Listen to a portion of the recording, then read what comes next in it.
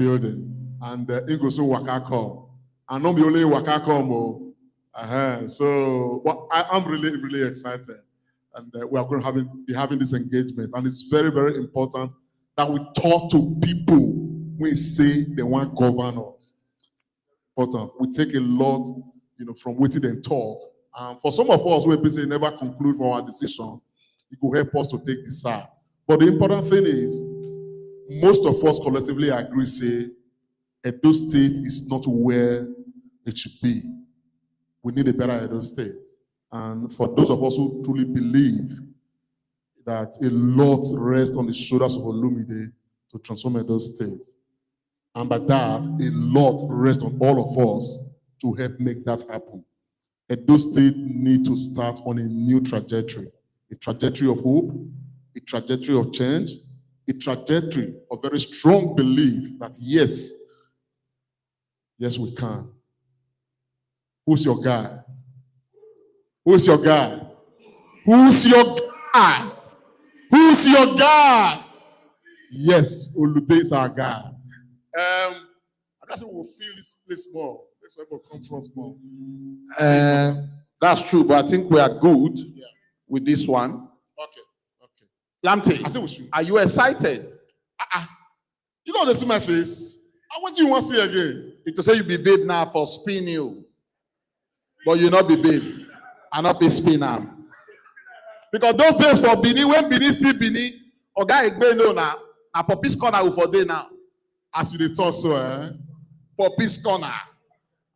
You see a pa. As you they talk so, not gonna make my body the make you. You know as we do,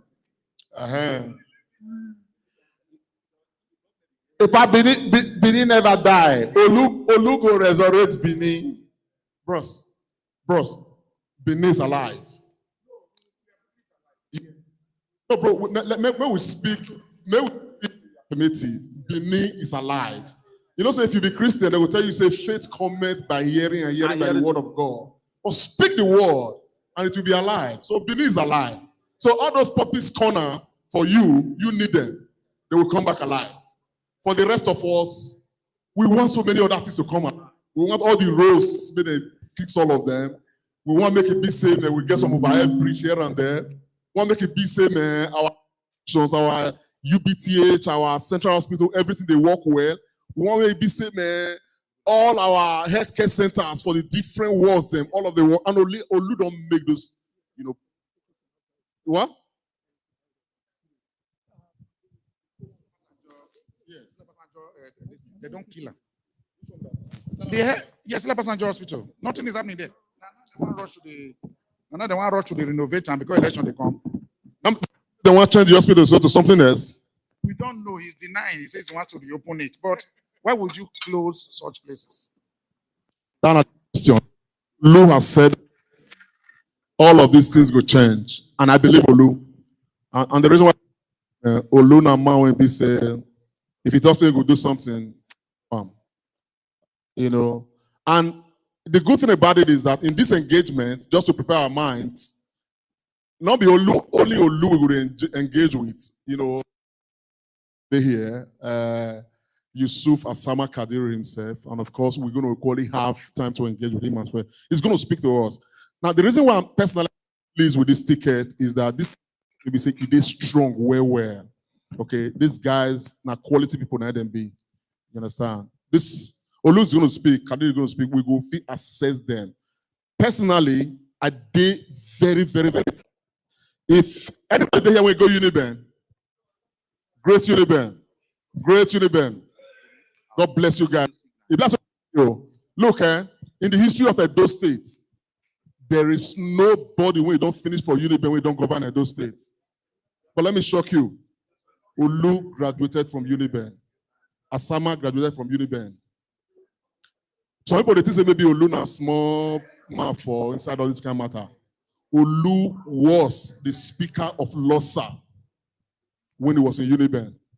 So the guy, he don't get this energy. Say, man, look, most as far as we still did this alive, they breathe.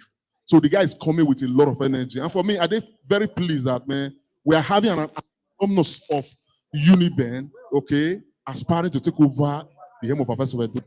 Now, beyond just say he attend Unibe, this person, I mean, if you go Unibe, you can also say, challenge. Bro, if you fix this mic, but this mic just they do somehow, bro. Yeah, Comrade Lamte, are you ready? We are ready to go. London, are we ready? Edo State, are we ready? Yes. Everybody, are we ready? Who is your guy is around? Olumide. Who is your guy? Olumide. When you see this guy, you go no say true na your guy. It's too complete now. So we are getting ready for the incoming governor of Edo State.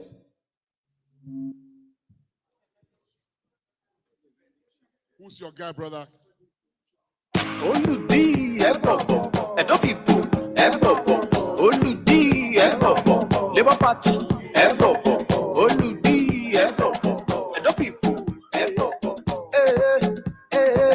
Edo people, Are we your guy? Now Olumide. kill it? As soon as our principal come to the hall, all of us need to stand up and give a rousing ovation. Are we ready for that? Fantastic. May I have the singular honor, taking excuse from you, my boss, Comrade Lamte, Go ahead, my brother. Go ahead, bro. to introduce, to welcome onto this town hall meeting and this wonderful stage, the incoming governor of Edo State, no other but Barrister Olumide Osaigbovo Akpata of the Labour Party. Edo people, Ebobo, Olumide, Ebobo, Labour Are we ready? Ebobo, Olumide, Yes, Ebobo, our guy. Edo people, Can we stand up and give him a rousing ovation? Thank you so much, guy. The incoming governor of Edo State, no other but Barrister Olumide Osaigbovo Akpata. You are welcome. Edo people, That's our guy. Absolutely. I celebrate. That's all. to you, Olumide, one and only. I know mine. Cause together we shall stand. See better come Edo State. Former president of the Nigeria Bar Association, former speaker of the Nigeria Law Student Association, University of Benin, a man of many former, a man of many past, ready to take Edo State to the next level. No other but our guy, Olumide Akpata. This is your moment. Thank you. Industries could That's the incoming governor of Edo State. The incoming. Your guy, Olumide Akpata.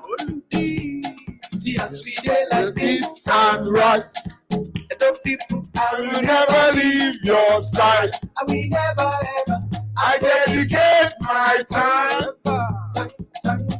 to you, my people.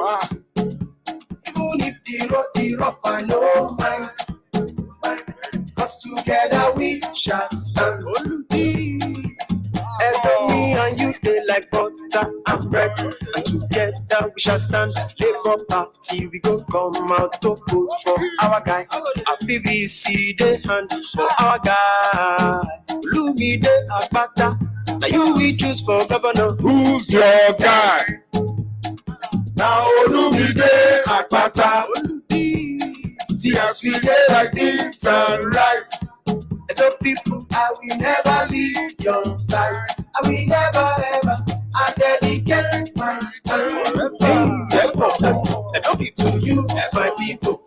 Even if the road be rough, I know mine. Edo people, Olumide, Labour Party, Olumide, Edo people, Edo people, who's your guy? Olumide. Okay, yes. See us we dey like things. Can we try to see that now? Edo people, I will never leave your side. I will never ever. I dedicate my time forever. Time Olumide. to you, my people. Even if the road be rough, I know mine. Cause together we shall stand. See better don't come at those state. With our guy Olumide. All our suffer want to end. Everything go come better. My papa picking go enjoy. Cause we don't check in profile. And he's a son of Edo. He don't do what for federal. And he won't do what for Edo. Employment he go do. Industries go develop. Thank God for Olumide Akpata. This man Edo need. Who's your guy? Olumide Akpata. See us we dey like beans and rice. As we don't people, I will never leave your side. As we dey go down for Bini, wayaya total. Yes, let's sit down. Let's sit down. Let's sit down, please. Thank you. Yes. I must stand this very august gathering. The way you welcome our incoming shows that he's already the governor. We are just waiting for September 21st. Komelamte, very important dignitaries are present here today. I understand that the deputy governor of Edo State, incoming deputy governor of Edo State, is on his way. And before the end of this program, he's going to join our governor. And I think that is where, please, can we clap for that? That is where this engagement is one with the difference. Now we're having the incoming governor and the incoming deputy governor. They are both going to be engaging with us. You understand what I'm saying now? Now, the reason why this is so important for me is that we are able to truly assess the quality of the ticket. We dey hear say you get one of the tickets when the be say, so everybody say, man, you know, the running mate say we get some kind of matter for Canada. But we know they hear that kind of thing for here. And that quality is so key. So I'm really pleased and excited. I am super pleased. Yesterday, we had a meeting in the hall, and guess to our greatest surprise, the incoming deputy governor walked in to look at the hall, had a photograph with us, and even chatted with us. And on one occasion, we even ate granuts together. Wow. You two the top secrets. That's the not best. That's what my man the top secrets. Sorry, I must share something very serious. This is really important. The thing, it catch me. It's more cold. You know what happened last night? I go to my hotel late in the night, around midnight. I got hungry. I was like, oh man, I never really eat since. I came out, so man, may I go one of these off license when they close back? I went there, I never entered there. I don't even know that area. When I got there, now Indian man, they run the off license. You see me wear this face cap and you see me wear the t-shirt. So as I don't buy, finish it, I don't pay. Now the man can say, is there an event? And I say, yes, I'm from Nigeria originally, and we get somebody, one of our party, when we say they run for governor of our state, is coming to have an engagement with us. Now be this, the publicity. I put some of the, the flyers there eventually. Now the guy can say, you're from India. Africa, India, they get some kind way. Is this man, when are they support so? Is he a sitting governor that we want to support to come back, or a new person? He said, now I said a new person. He said all of them are the same. And as soon as they be, as soon as they problem. I said, but in this case, this guy not be new person, like say he don't first day government before, he not get any history with government before. Nobody go fit talk say, he don't first do one batting with government before, and that is why we are excited. As the guy hear the matter, an Indian man was not telling me, say, you guys must do everything possible to make this new guy become the governor of Edo State. Wow. They can't say, make I put the paper for there, he go help me, they give other Nigerians when they come there, when they for support Olumide and attend this event. And I thought that was something. Wow, you're an evangelist too. Thank you so much. Anyway, it's going to be a very long evening, and we know that our incoming is here. Like, if you know, he's a man that knows how to use words, and he'll be ready to answer your question. The event is not for me and Lamte. Let's not steal the show. So it has to start. On that occasion, we're going to call on Madam Irene Da Silva to lead us in the opening prayers. Let us commit today's occasion into the hands of the Lord. I use God beguna. Oga Olumide, they respect God well. Once prayer, once start. Not our cap. For the men. For the men. Good evening, everyone. Hallelujah. Let's just commit this time to the name of our God. Father, we just want to say thank you for this time. Thank you for the opportunity to come together. Thank you for what you have started. Thank you, Lord God, for our candidate. Thank you because we know that you've gone ahead of him. We commit this evening to you. Spirit of the living God, we welcome you in this place. We say, have your way tonight. Be glorified. We ask for utterance. We ask for understanding, that even as our candidate will be sharing his vision, there will be understanding, there will be connection. For those who have not been sure, for those who have been wondering whether or not to vote for him or to go support him, Father God, that they will leave this place today knowing without a shadow of a doubt that he is the man. Father, we give you all the glory. We say thank you. Thank you, Lord God, for the success of this time. In Jesus' name we pray. Amen. Thank you so much. Let's put our hands together for our mommy, Madam Irene Da Silva. I've seen her names in so many of our WhatsApp forum. I've been looking forward to. I'd say that one kind, young, When I come see the woman, not just say she young for my, they call psychedelic joiner. No, Let's put our hands together for her. person when you never see for her. You know, say, the shine. You know, say person when you never see for her. If the person they talk to you for phone, you go the picture and image. You understand? But when you go see the person, then you come see and say, man, the picture when you get for her, not be that picture, now be the real But picture. now, wow, incoming, you strong. Oh. You just they gather people anyhow. Comrade. My brother. Anyway. You know hear his name? The name is Osaigbovo Akpata. You know what that is?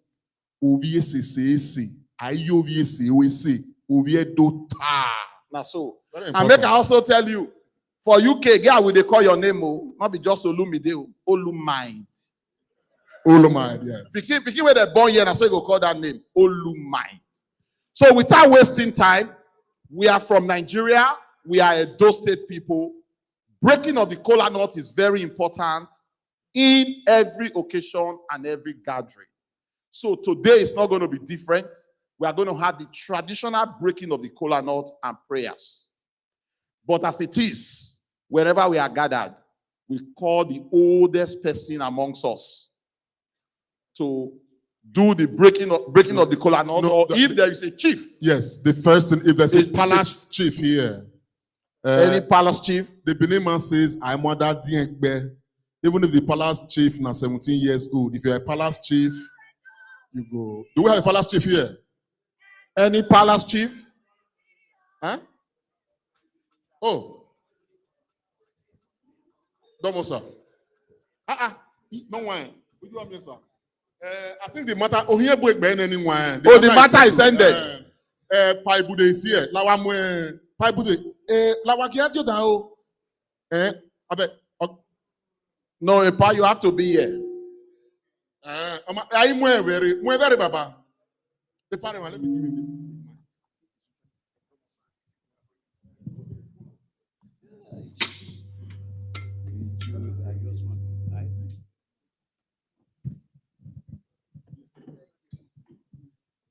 Yeah?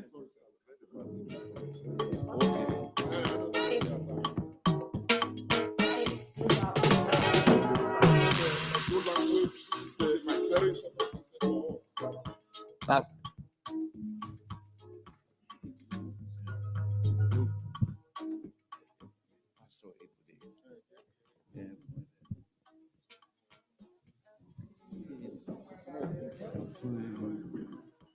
it's okay.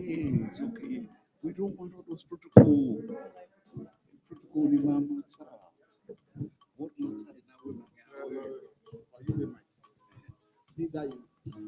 okay.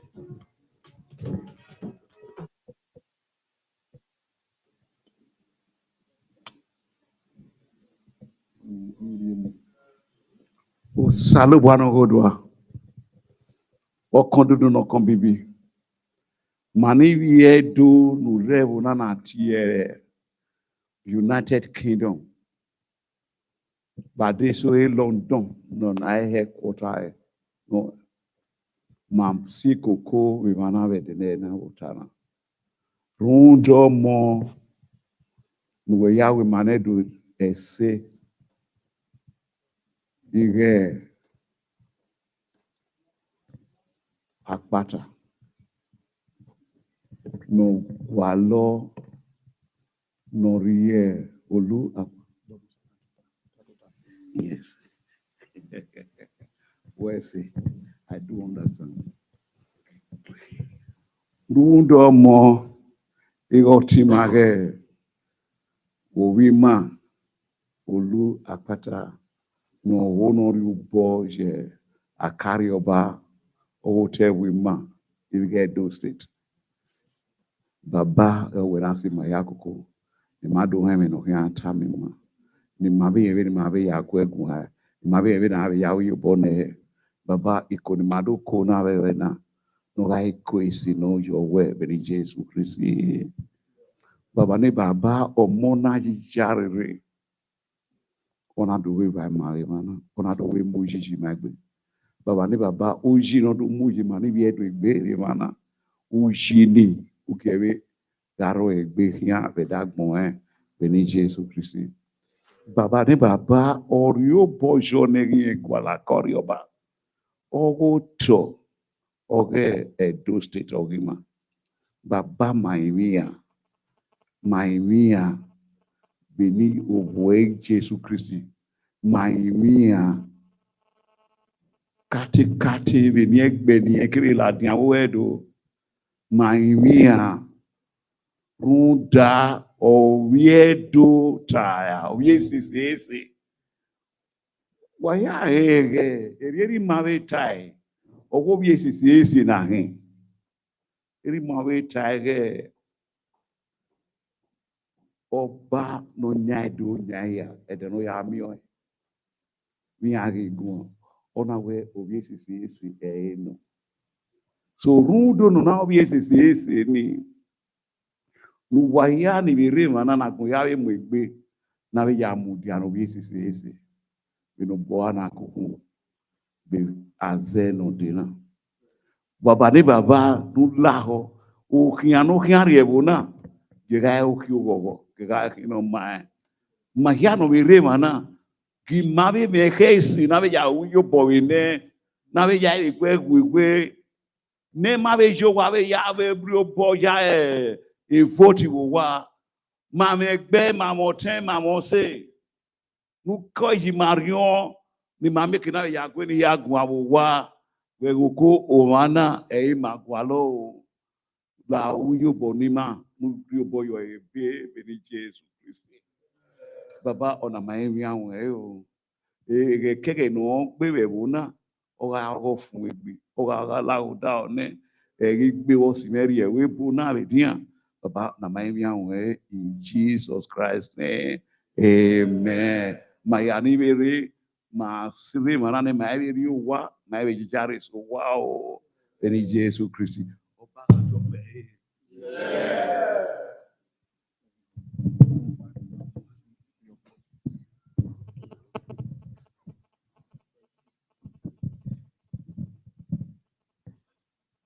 This is a very special moment. Thank you so much for the wonderful prayers. Bena enori ogogo no ugala uda no so wala ogogo agmoya ikoko weri ave koko igeme onu na rima o mami ni givana isenri o owe mi ro wa o so waya na mwegbe na ri boyo eyeke o wa we se wala owo owe mi ro wa owo alapo edo ga fi wiri oya e ka ma baba na o wa we se wa beba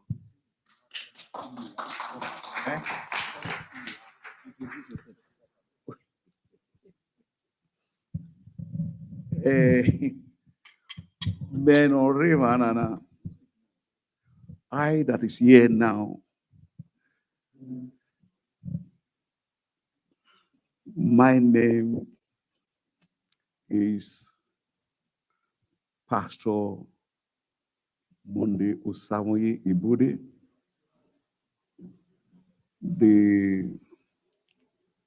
I am from Egon Street, and I belong So I am a Paris person, and mana or dugier ododua. So me so running here set it up. Oba Tokpe. Let us put our hands together for him. Thank you so much, Pa Ibude.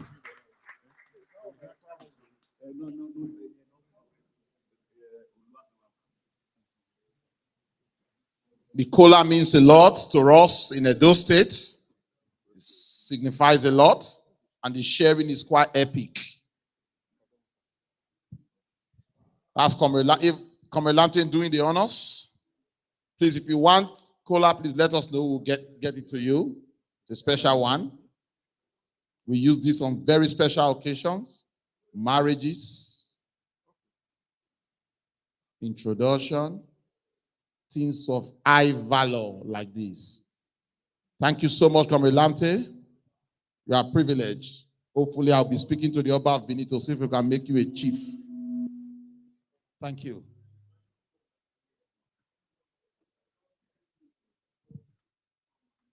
You have to go to the back to see some people want cola.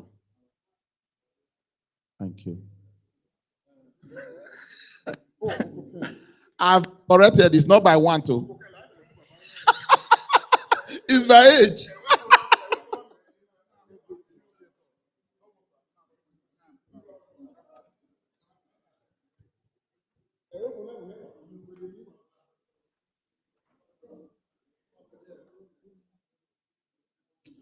It's a very important ceremony, a very important process.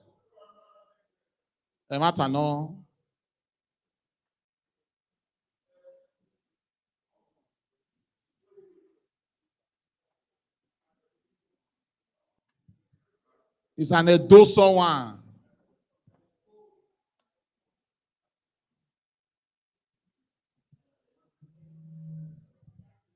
I'm so happy and so proud for this moment. The hall is filled up. Thank you so much. Let's just put our hands together for this evening. As for me, I'm excited about the question and answer session. I'm also excited about the after party. But that one's sweet well. The venue is just next door. In here. Absolutely. It's part of the game. Oh. It's part of the game. Komelante, have we got so much time? Okay, we need to move very quick, in very quick succession. Please, if you want water, we have water there, please. We don't want anybody to be dehydrated.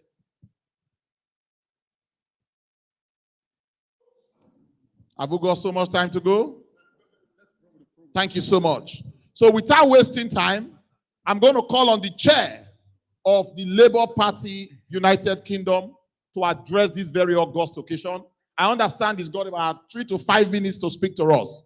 Put your hands together for Prince Dr. Egbe Omodion, Chairman Labour Party UK. You're welcome, sir. 3 to 5 minutes, sir. Domo, sir. I greet you all, my brothers and sisters. First of all, I think, okay, I have been ushered to the stage. Who am I to say no?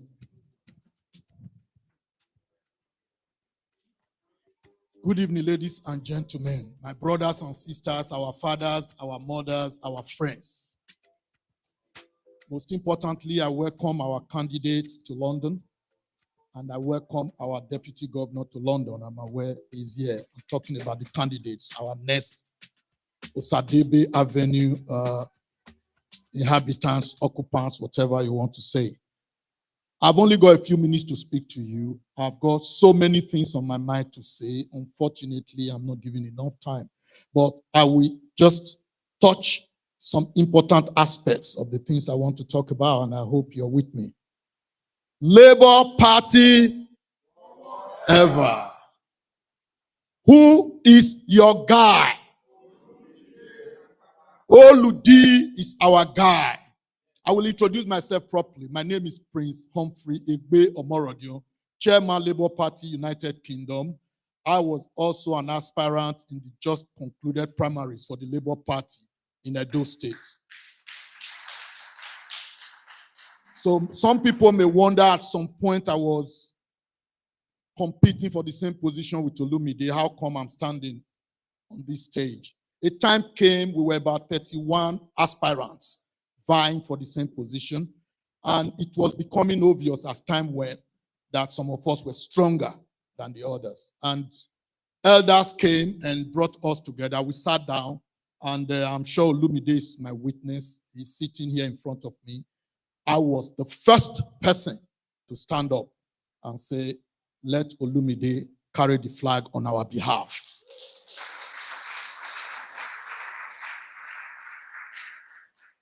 There were reasons for that. And then during the primaries, a lot of things happened. People would say all sorts of things they want to say. That is fine. We have a candidate. I was sitting there in the hall during the primaries. Olumide won that primaries without any iota of equivocation. So please, let's respect that. There may be some conundrum, confusion, whatever you want to call it, within the Labour Party at the national level and somewhat at the state level. But let me clarify, here in the United Kingdom, the Labour Party stands fully behind Olumide Akpata.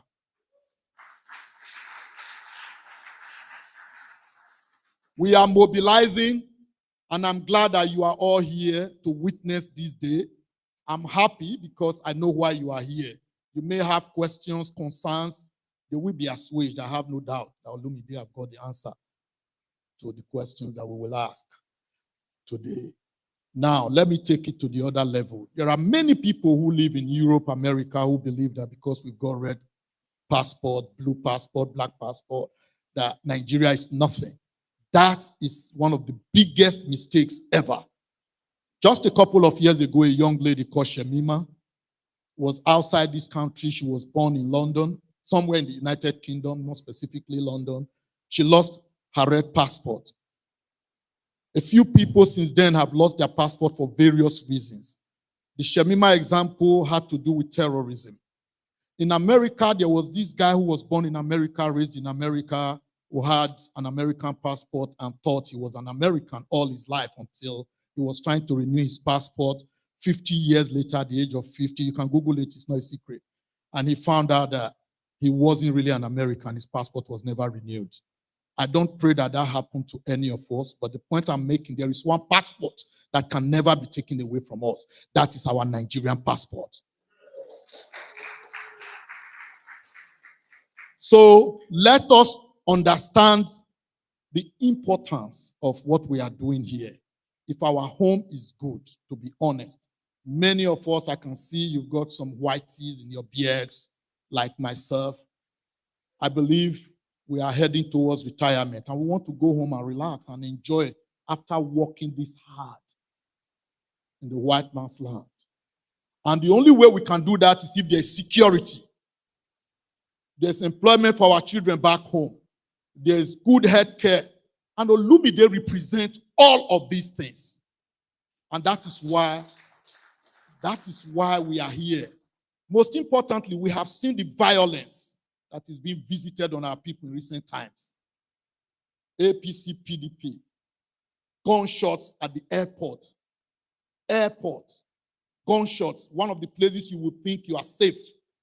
No one is safe in Edo State right now. I'm not exaggerating. If you think I'm lying, I've seen threats.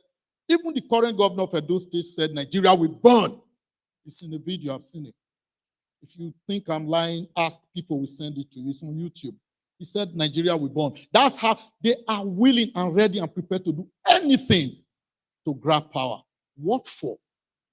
Olumide is the only one I know that wants power to bring the people back in the center of governance.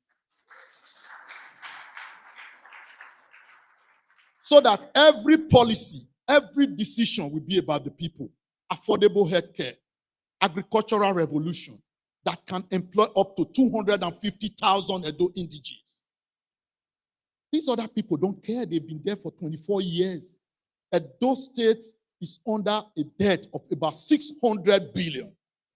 And because this is just an opening remark, I'm not going to go too far into manifestos, but I just need you to understand the reason why I'm passionate, why I have left my job in Leeds, 4.5 hours drive, to ensure that I am here with you today to fight that our state will change.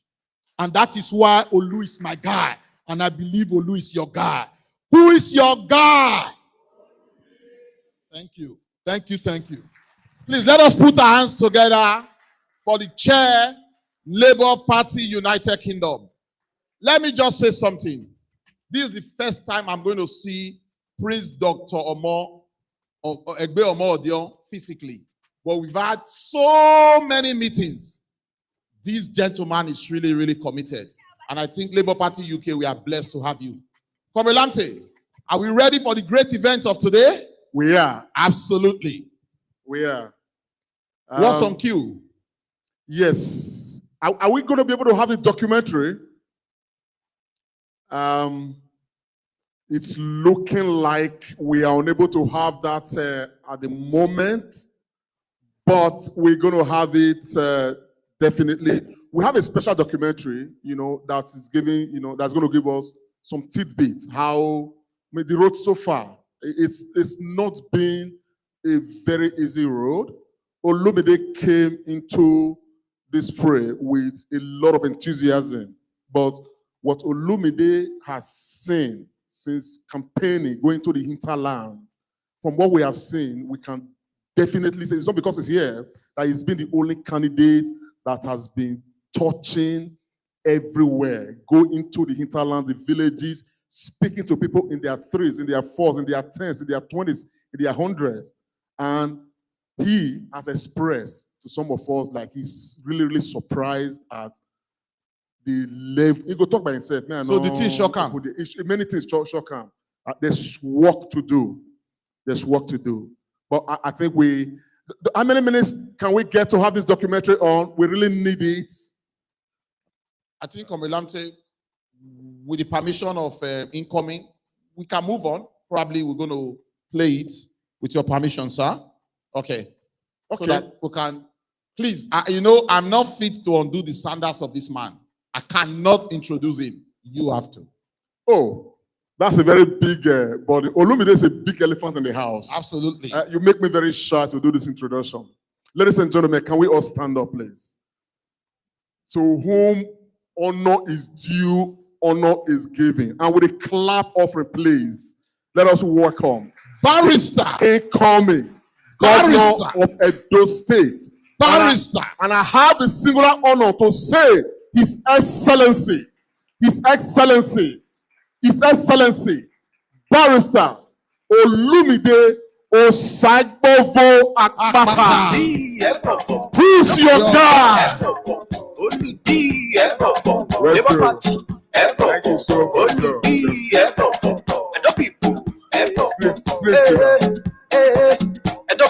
Who's your guy? Please sit down. Olumide. The tea bags. The tea bags.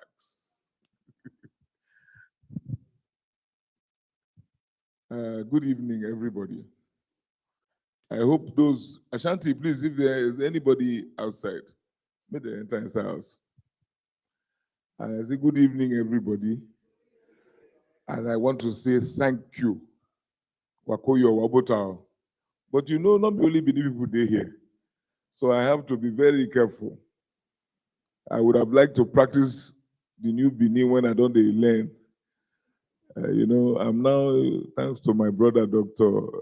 Ralph Obasogie, he has been teaching me not just Bini, but Bini parables. Harry Kanaba. Owoma. Aho Nameroi. As I've been learning, at least if there's anything this journey has done for me is to reacquaint me with my roots. And it has been a very, very, very, very interesting journey. But I wanted to say thank you to all those who have gathered. It's a Friday in London.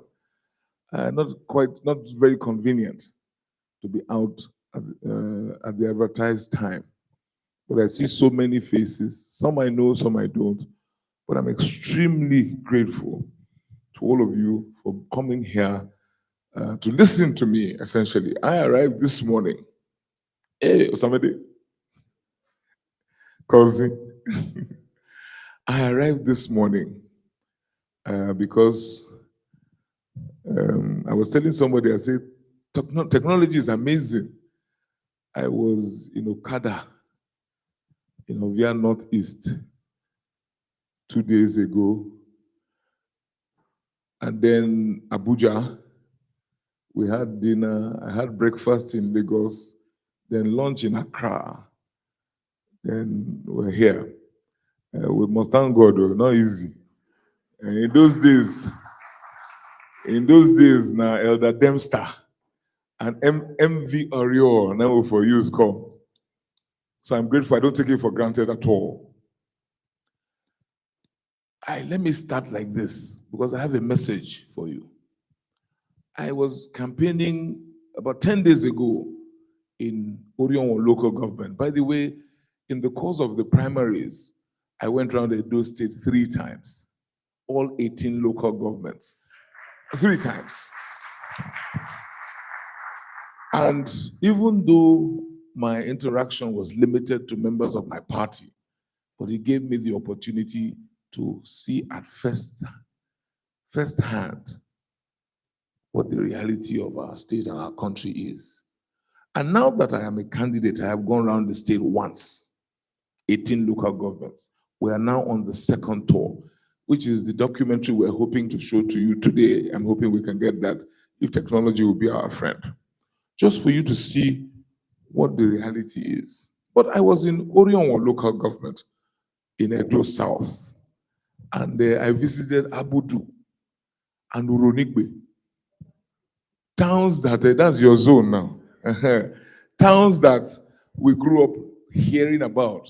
We already, Abudu was not, Abudu, my grandmother was from there, so I know what Abudu was. But you know they have not had electricity for 10 years. I kid you not. In Abudu and at Uronigbe. So much so that when I said to them, we go build school for here, we go build hospital, they say, leave that one. When people tell you they don't want schools, they don't want hospitals, say, just give us light. 10 years. And you know, those of you who are familiar with electricity generation or the business of electricity, I am familiar with it because I'm a corporate lawyer. I've done that right from when we were privatizing NEPA. I've been involved in the electricity sector. Orion local government has the largest deposit of natural gas in Nigeria. And Osamede will tell you that natural gas is the cleanest form of energy, or at least as far as electricity generation is concerned, it is the preferred fuel. So the paradox or the irony, they have gas right there, but they have not had power for 10 years. But I've said this to say this. I said to them, I say, now on a hand you do. Now on a hand you do. Inside these 10 years, how many elections una don't go? They say 2. Una vote the same person 2 times. Say yes. I said, now we are going to the 3rd election. Una still not get light. That same person don't bring another person, come show una. Come say, he go do am. What do you want to do? The one where he never fit do. Now on a hand the day, even in the Bible, it says, I present to you life and death. Choose one. I say, I not fit catapult myself enter Osadebi Avenue. Now on a hand the day. If you want to continue in darkness, because what we see, not necessarily an unwillingness to perform. Our leaders have just refused. They have just refused. I'm Olumide Osaigbovo Akpata. I'm the candidate of the Labour Party in the upcoming gubernatorial elections in Edo State. Date of our election, 21st of September, 2024. I became candidate on the 23rd of February when my party held primaries that saw to my election. And of the 343 votes available on that day, I garnered 316.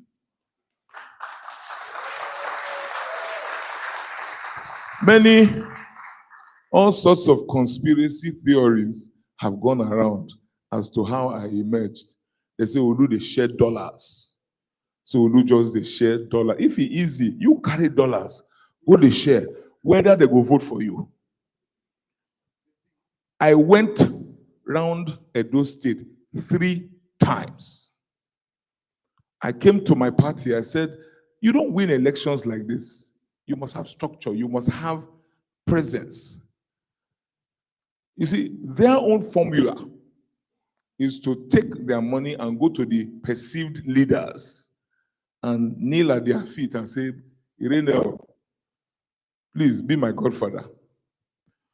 I know one aspirant who gave 100 million naira to party officials. The money entered voicemail. You don't fish out. You fish out. You don't go fit now. Who you want to? 100 million naira. He tell me, I took 100 million naira and I bought 26,000 chairs. And I gave 100 chairs to every ward of my party. And then I gave chairs to the state secretariat and to other parts of the establishment. You spent 100 million naira, give to Godfather. I spent 100 million naira, bought chairs for the party. Go figure. Go and work it out. I bought public address systems. I gave public address systems to every ward. Go, which kind of campaign you want campaign with your voice? Only ordinary, every party needs structure. Every party needs the ability to function. And if you're a party man, and I said to them, if you vote for me, or you do not vote for me, I will remain in the party. So I just simply showed to them that I was concerned about them. And that is why the people came out and overwhelmingly voted me in as candidate of the party. So whatever conspiracy theories are out there, politics, what I have learned, the currency of politics is rumor.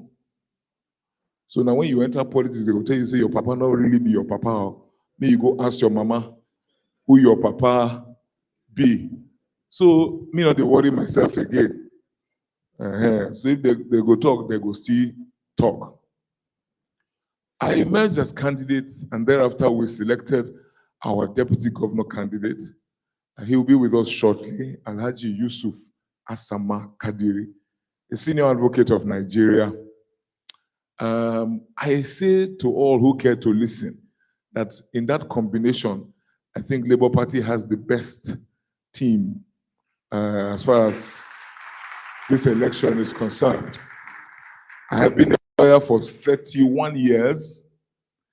31 years. Asama has been a lawyer for 30 years. Our combined legal experience is 61 years. He's a crack litigator. I think I'm a fairly good corporate lawyer. And we understand the law. I'm the immediate past president of the Nigerian Bar Association. Well, they have another president now, so I will soon be former president, no longer immediate past. But let me enjoy it for another 1 month. I'm immediate past president of the Nigerian Bar Association, and Asama, our deputy governorship candidate, is a senior advocate of Nigeria.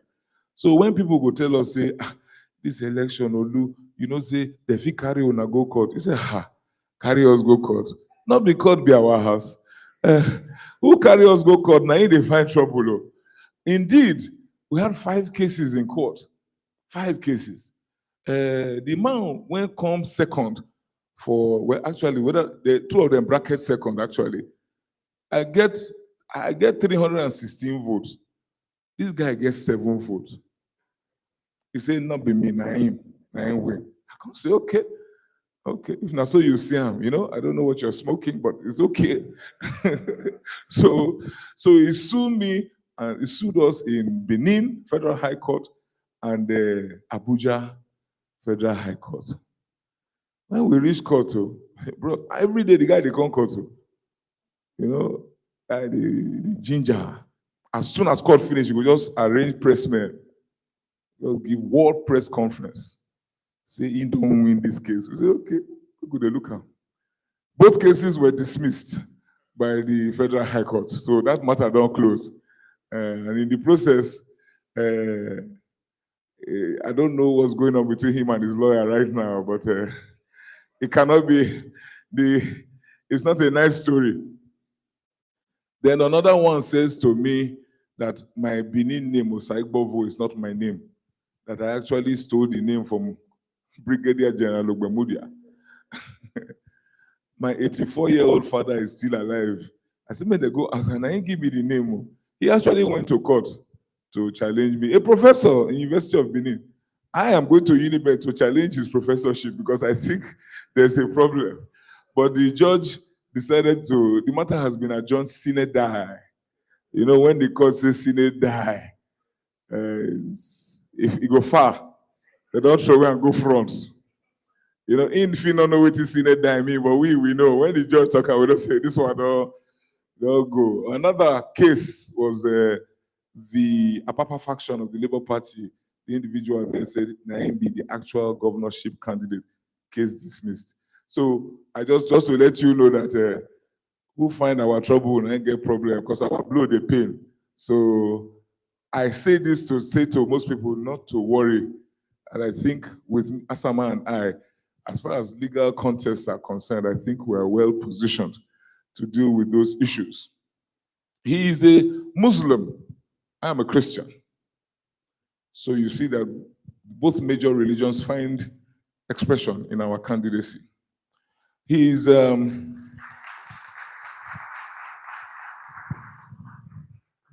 also a prince of the Auchi kingdom, sacred Auchi kingdom, and is also a chief of Auchi. So our combination is actually unbeatable if you ask me. And it is in that wise that we have proceeded to go to the people, to present ourselves to them. Now I have told you about our governorship candidate, myself, and our deputy governorship candidate, Alaji Kadiri, who will be here shortly. What is our message? I'm here in London because a lot of you are diaspora Edo, and a lot of you, Edo has the highest diaspora remittance, at least from what we are told by the NBS. You don't vote yet, but I know that it is one of the things that our diaspora brethren want, to make sure that there's diaspora voting. I have given my commitment in most of the fora that I have spoken at, that I will champion diaspora voting to the extent that a state governor can influence the process. Because as you know, it will require a constitutional amendment.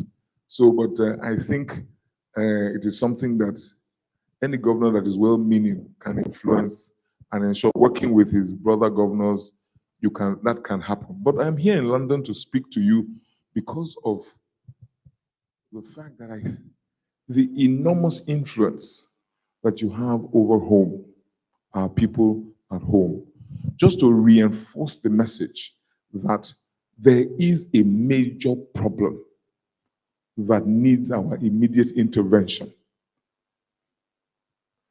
A major problem that needs our intervention. And as Prince Omorodion has said, my major concern is the fact that people have been taken out of the equation when it comes to politics and governance in Nigeria.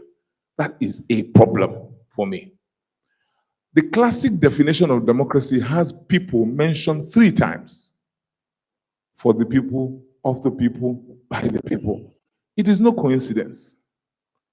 People ought to be at the heart of governance and politics. But people are anything but. Our people have been forgotten. If you have a few minutes, I can tell you why. It started with the politicians making promises in the 50s and the 60s. And most of the time, they kept their promises until after a while, they stopped keeping their promises. Then the people now said, oh, you guys don't keep your promises. So we don't see you in our part one. So if you come to them for votes, they ask to be paid. Or they ask for some kind of quid pro quo. Then the politicians now say, well, since I paid you, don't come and ask me for anything because I paid. So it has now become a vicious cycle. The politician paid, the people received, there's no more responsibility, there's no more accountability. That is the reason why our country is in the state that it's in right now. Our state, Edo, is in the state that it is in right now. Somebody has to bail the cat. Somebody has to stem this ugly trend. Because as we speak, the people are the victims right now.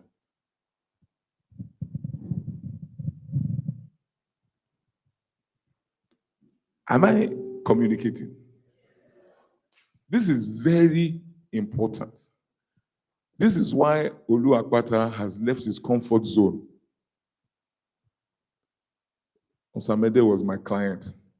He is my client. I have many clients in this room. This should be harvest season for me after 27 years practicing in my law firm that my brother founded and that I have worked with him for 27 years to build. So this is actually time for me to put my feet up. We have 120 lawyers at Templars. It would have been easy for me to just say, I'm okay. But in Benin, we have a parable. Arompagafe, Use, Mahiayi, Abi? That's the way it goes. Yes. Translation. If not only one person for family get money, the whole family is poor. Not be so? So this is what has propelled me to come out of my comfort zone. What is going on in Edo State? So, a state that earns 16 billion on a monthly basis. 16 billion on a monthly basis, and I'm checking to see what exactly are we doing. Because I think the test of good governance is you must ensure that your programs and your policies will benefit the majority of the people. 16 billion not be beans, not be my not be corn, not money. I am totally dissatisfied with the fact that our people are holding the short end of the stick.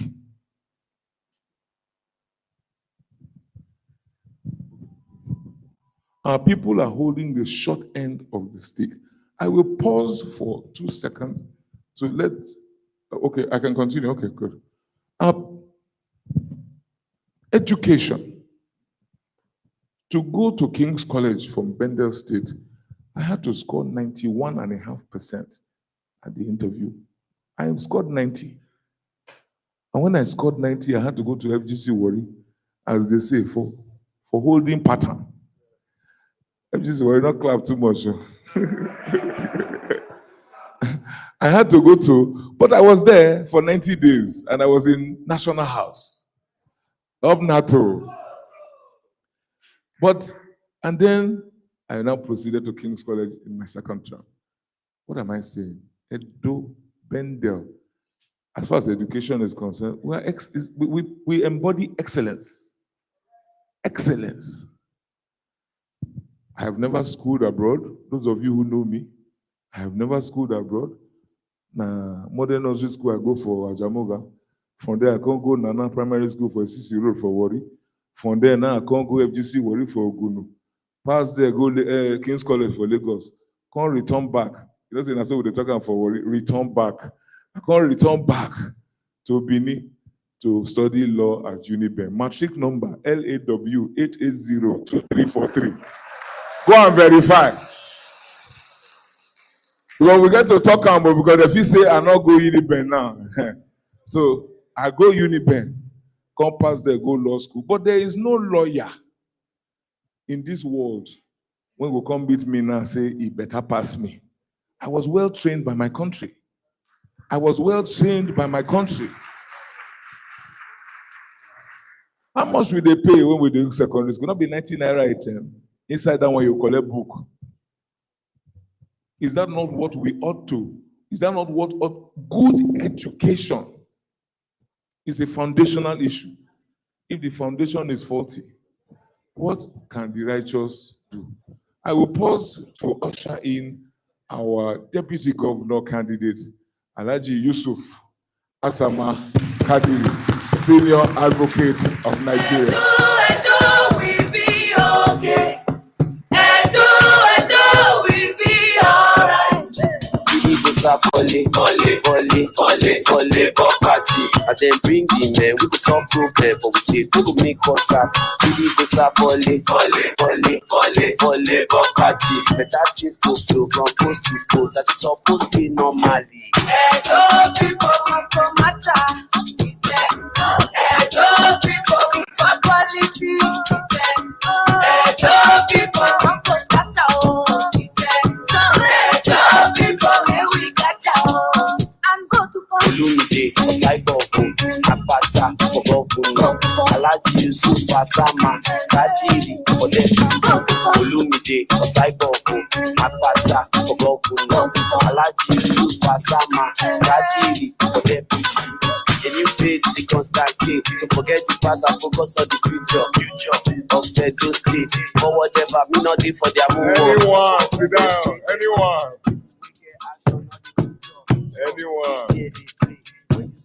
Welcome.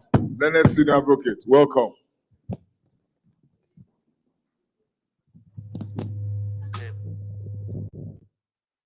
Education. You're only as let's put it this way, your human capital is your most important asset. Your human capital. That's what our leaders of the part of your, that's what they saw of Bafemi Awolowo, Ambrose Ali. That's what they saw. Now Ambrose Ali notebook, now I use free education for UPM for Bender State. Now in books we use for school those days. Today, in Edo State, there are schools where children are lying flat on the floor, taking down their notes. Roof don't cave in, rain go fall. It could beat our. There was one such school that went viral that everybody saw on the internet. Everybody shout. And they wait, make government say, okay, we missed this one, but we'll go and fix it. Nothing happened. I had to go to that school in Ewato, in Esan Southeast Local Government, close to Ubiaja, those of you who know Ubiaja. And true, when we reached there, nothing.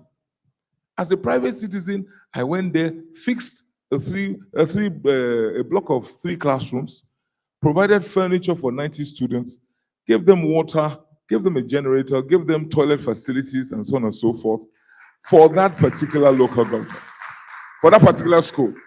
And by the way, Esan Southeast, I be Benin man. I don't look and say, hey, the Bishan people say I'm not going to reach there. So when you hear Esan agenda, this agenda, development knows no tribe. Esan agenda, I tell my Esan brothers and sisters, I say, you have had 3 federal ministers of works. 3. Our deputy and I were driving through Uromi, and I saw with the tap, I say, see Uromi. See Uromi. They not get road. My partner at the law firm, he's from Irua, or at least close to Irua. To reach in village, Look, I give you a microphone when you tell them. So development does not know tribe. I belong to a generation that does not know tribe. We will make sure development is spread across board in Edo State. But this school is emblematic of what you have across the state. And it's not only about brick and mortar. Brick and mortar is important because the environment for learning is as important as the learning itself. However, teacher recruitment. One thing that my deputy governor candidate and I found out in our journeys around the state, communities have to put money together to employ teachers. Teacher not there. And you know the kind of teacher when they employ? You and I know say, when me and you go school, not be everybody if you just get up saying a teacher. They'll just come and, what you study? Say, I study English. Can't teach them maths. You know, when they look you, so you go fit teach maths. Because we get English teachers, so we need maths. So anybody can come and teach. And they put money together, and then they recruit the teachers. How much the community get? As you can imagine, the money is not go steady. The salary is not go steady. Then what are the teachers even teaching? Teacher training colleges are shut down. Colleges of education, the one in Igwebe has been shut down. What are the teachers teaching our children? And you know that once you get it wrong at that level, you don't go. These children, you know, we must learn to plant trees. The shade under which we may not sit. That's what we were taught. We must be selfless in our approach to these issues. These children are the future of Nigeria, of Edo State. And there have been, many of us employ people in Nigeria. You will cry when you read application letters. You will cry when you interview applicants. But not be their fault. It is the system. In Edo State, what I have seen, now the teachers are not properly remunerated, the teachers are not properly trained, then the curriculum is outdated, outmoded. Till today, they are not teaching technology in our schools in 2024. Anybody when they not teach technology is a functional illiterate. Where you want to go in the world of today? It's not done. I have promised that Labour Party will build a university for ICT in Edo State. It is a promise we have made. And it's not just at university level, we must infuse it into our curriculum so that our children grow up understanding technology. It's the oxygen we breathe in the world of today. Healthcare. Healthcare in Edo State today, contrary to what you read in the media, is a disaster. We have 192 wards. When I say wards, WARDS, so it's political and developmental delineation. 192 wards in the state. The promise of Labour Party is that we will put a primary healthcare center in every of those wards, each one. The primary healthcare center. Health is a human right. Health is a human right. Our people travel for miles to get healthcare, access to healthcare, and when they get there, it is suboptimal. There is supposed to be health insurance, but the feedback I get, if you show up with your insurance card, so medicine no go there. But once you show up with cash, medicine will just suddenly appear. It's not working for the average man. We will build those primary healthcare centers. People have asked me, and I'm sure you will ask me too, how do we equip them? Remember, we earn 16 billion a month. How do we resource them? We work with the National Youth Service Corps. I'm even ready to even work with, Dr. Alana is here. Dr. Alana and I were children of doctors. Our fathers had clinics in Warri. I'm ready to go to the Guild of Medical Directors to say, as part of your corporate social responsibility, help us with doctors who will attend to the primary healthcare center in your ward. If an X number of hours you commit to go in there to attend to patients. It's doable. It's out of the box thinking. But right now, it's a disaster. You go there, they are doing blood tests in darkness. No light, they do blood tests. That one test, what did they want to see? For that kind, we will. This matter now in a hand a day. That was my opening submission. Somebody must tell the king that he is naked. Somebody must tell the king that he's strutting around naked. Agriculture, bag of gari na 90,000 naira now. 90K. For those of you, I'm talking about barium sulfide. If you know, you know. That was the last resort now. You go school, you get pocket money. I'm talking about students now. You get pocket money, then you get provisions, then you get yam, beans, rice, gari.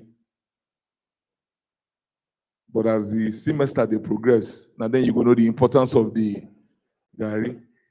Derek and Fobode look me. Derek and I were in the same hostel in Ekosodi. So we had a restaurant. Beginning of semester, another way they go, carry babe, go say, what do you care for? Chop. After a while, that one will stop. When you don't chop all your provision finish, me, I'm not a big cook, but I get rice, beans, yam, gari. And then Derek, they cook well. It's stew now, this stew. And then I go there inside my room. They wait. Ultimately, that knock must come. Back. Who is that? Say, you get rice. We go ask, you get stew? And then me, as the owner of the rice, I must pick my own meat inside that pot. But rice too go finish. Ultimately, gari, soak and travel. Because it go rise. It must rise. That gari, imagine students today, that gari na 90,000 a bag. So I'm trying to explain to you where poor man dey for Nigeria today. Gari is 90,000 naira a bag. And the reason, because they use dollar to plant cassava. But as dollar they go up, gari self they go up. Government has abdicated as far as agriculture is concerned. Because we grew up, or at least we were told, of the days of Awolowo, Ahmadu Bello, Michael Okpara, produce boards. Government has to intervene. Government has to be deliberate and intentional and intervene in the agricultural space. I will pause to acknowledge my elder brother, Ogogo Akpata, who is my partner at the firm I was referring to. He's managing partner at the firm I was referring to. So if I have a benefactor, he is my benefactor. And so I must...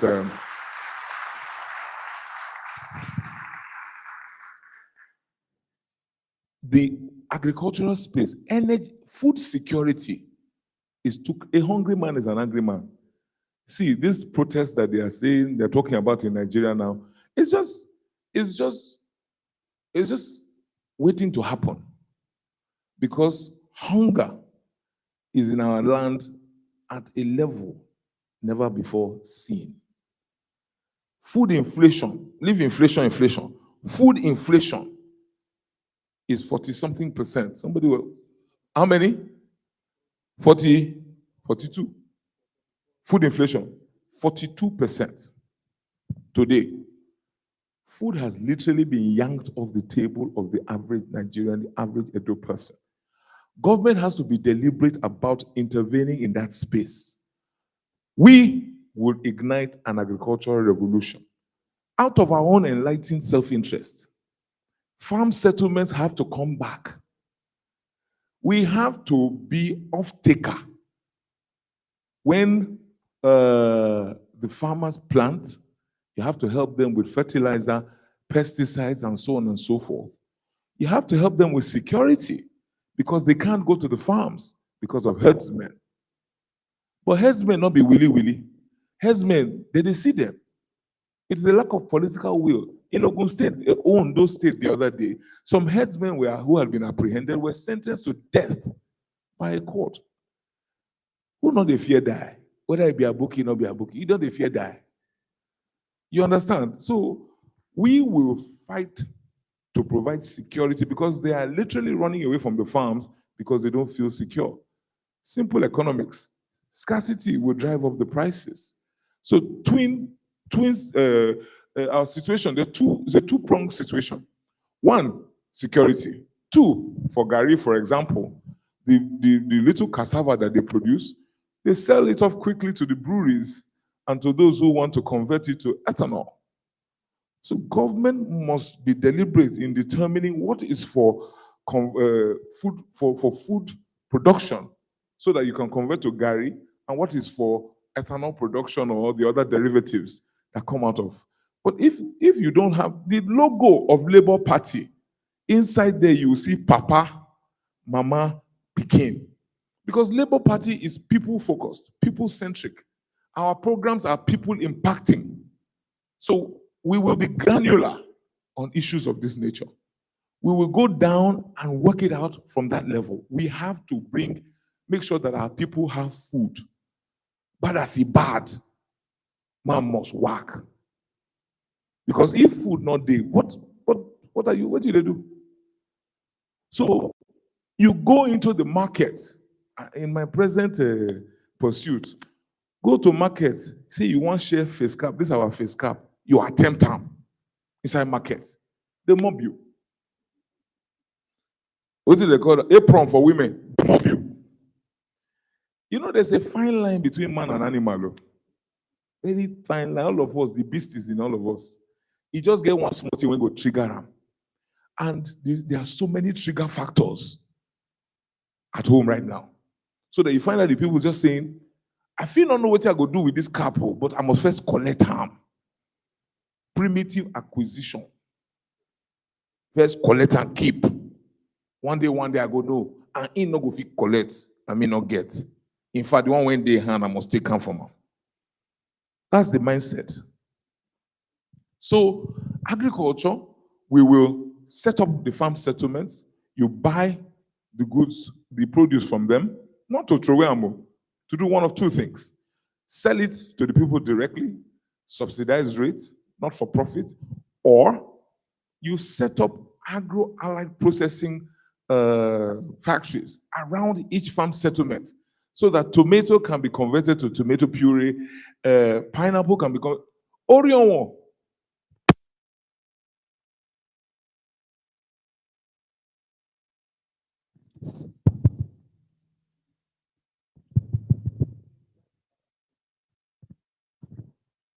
Yes, so be like saying, are you? Eho, pineapples are rotting. Your village inside there, Abi? Pineapples, Emuhi, close to Ekpoma. Pineapple rotting away because there are no roads to take produce to market. So it's just rotting away. So the farmers are unable to move. So there must be intervention in the agricultural space. Roads, road infrastructure. So we have only one governor in Labour Party in Nigeria, Alex Oti, and he has been in office for only 1 year.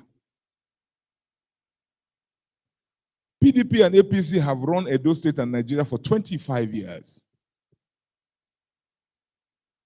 In fact, in the last iteration, the same man wear APC jersey.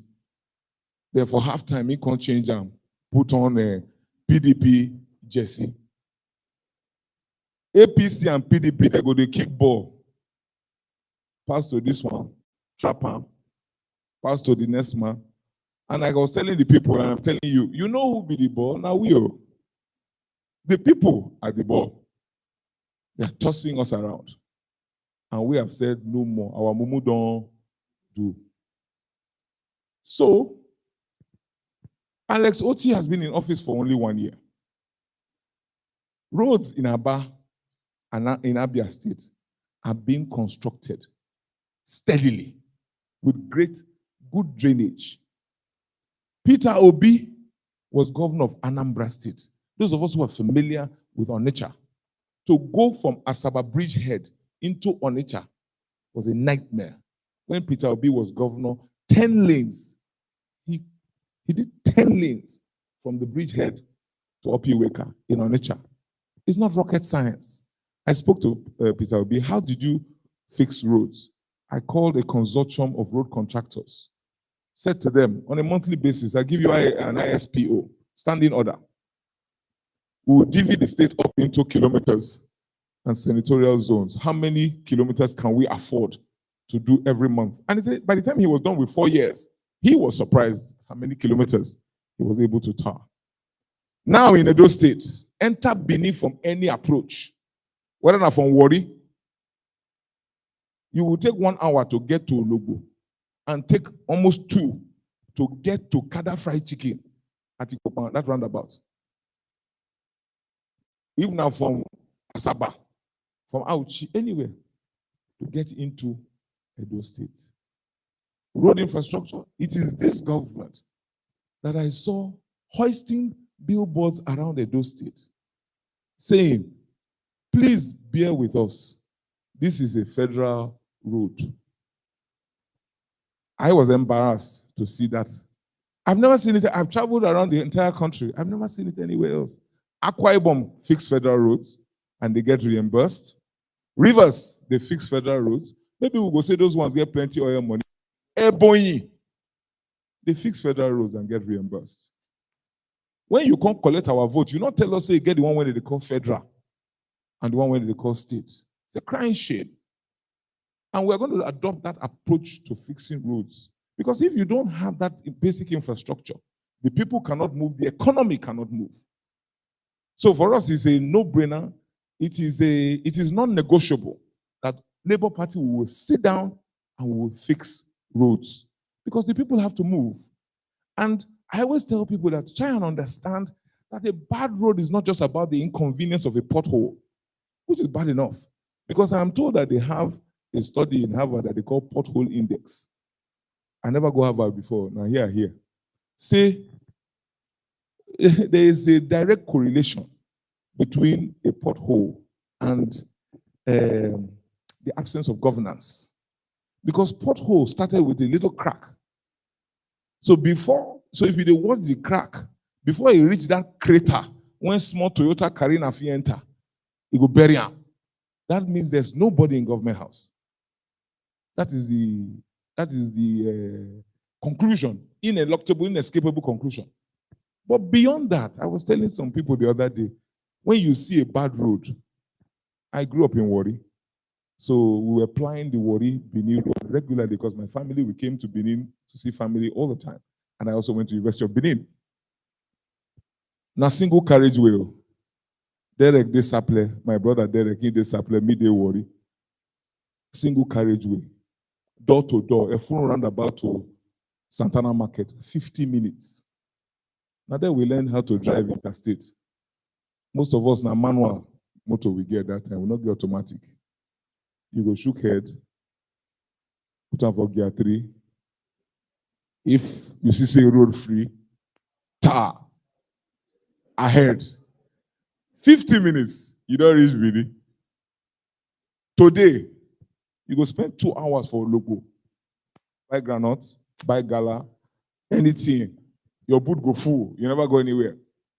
Then tanker go come fall. Petrol go spill.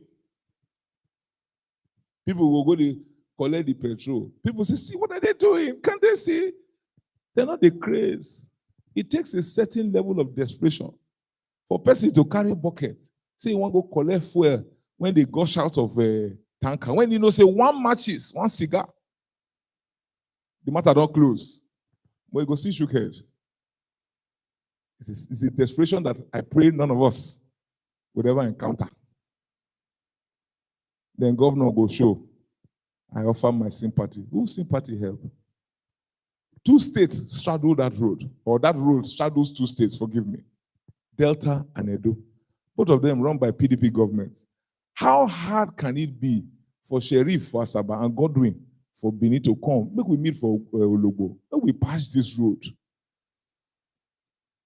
You know, when we dey take Lofe from this thing, from Benin go Warri, you know, if you sit down for front, you go, they talk to the driver, they interview him. How many trips you feel making one day? He go say, if you go 2, sometimes 3. If na him get him motor, na him money.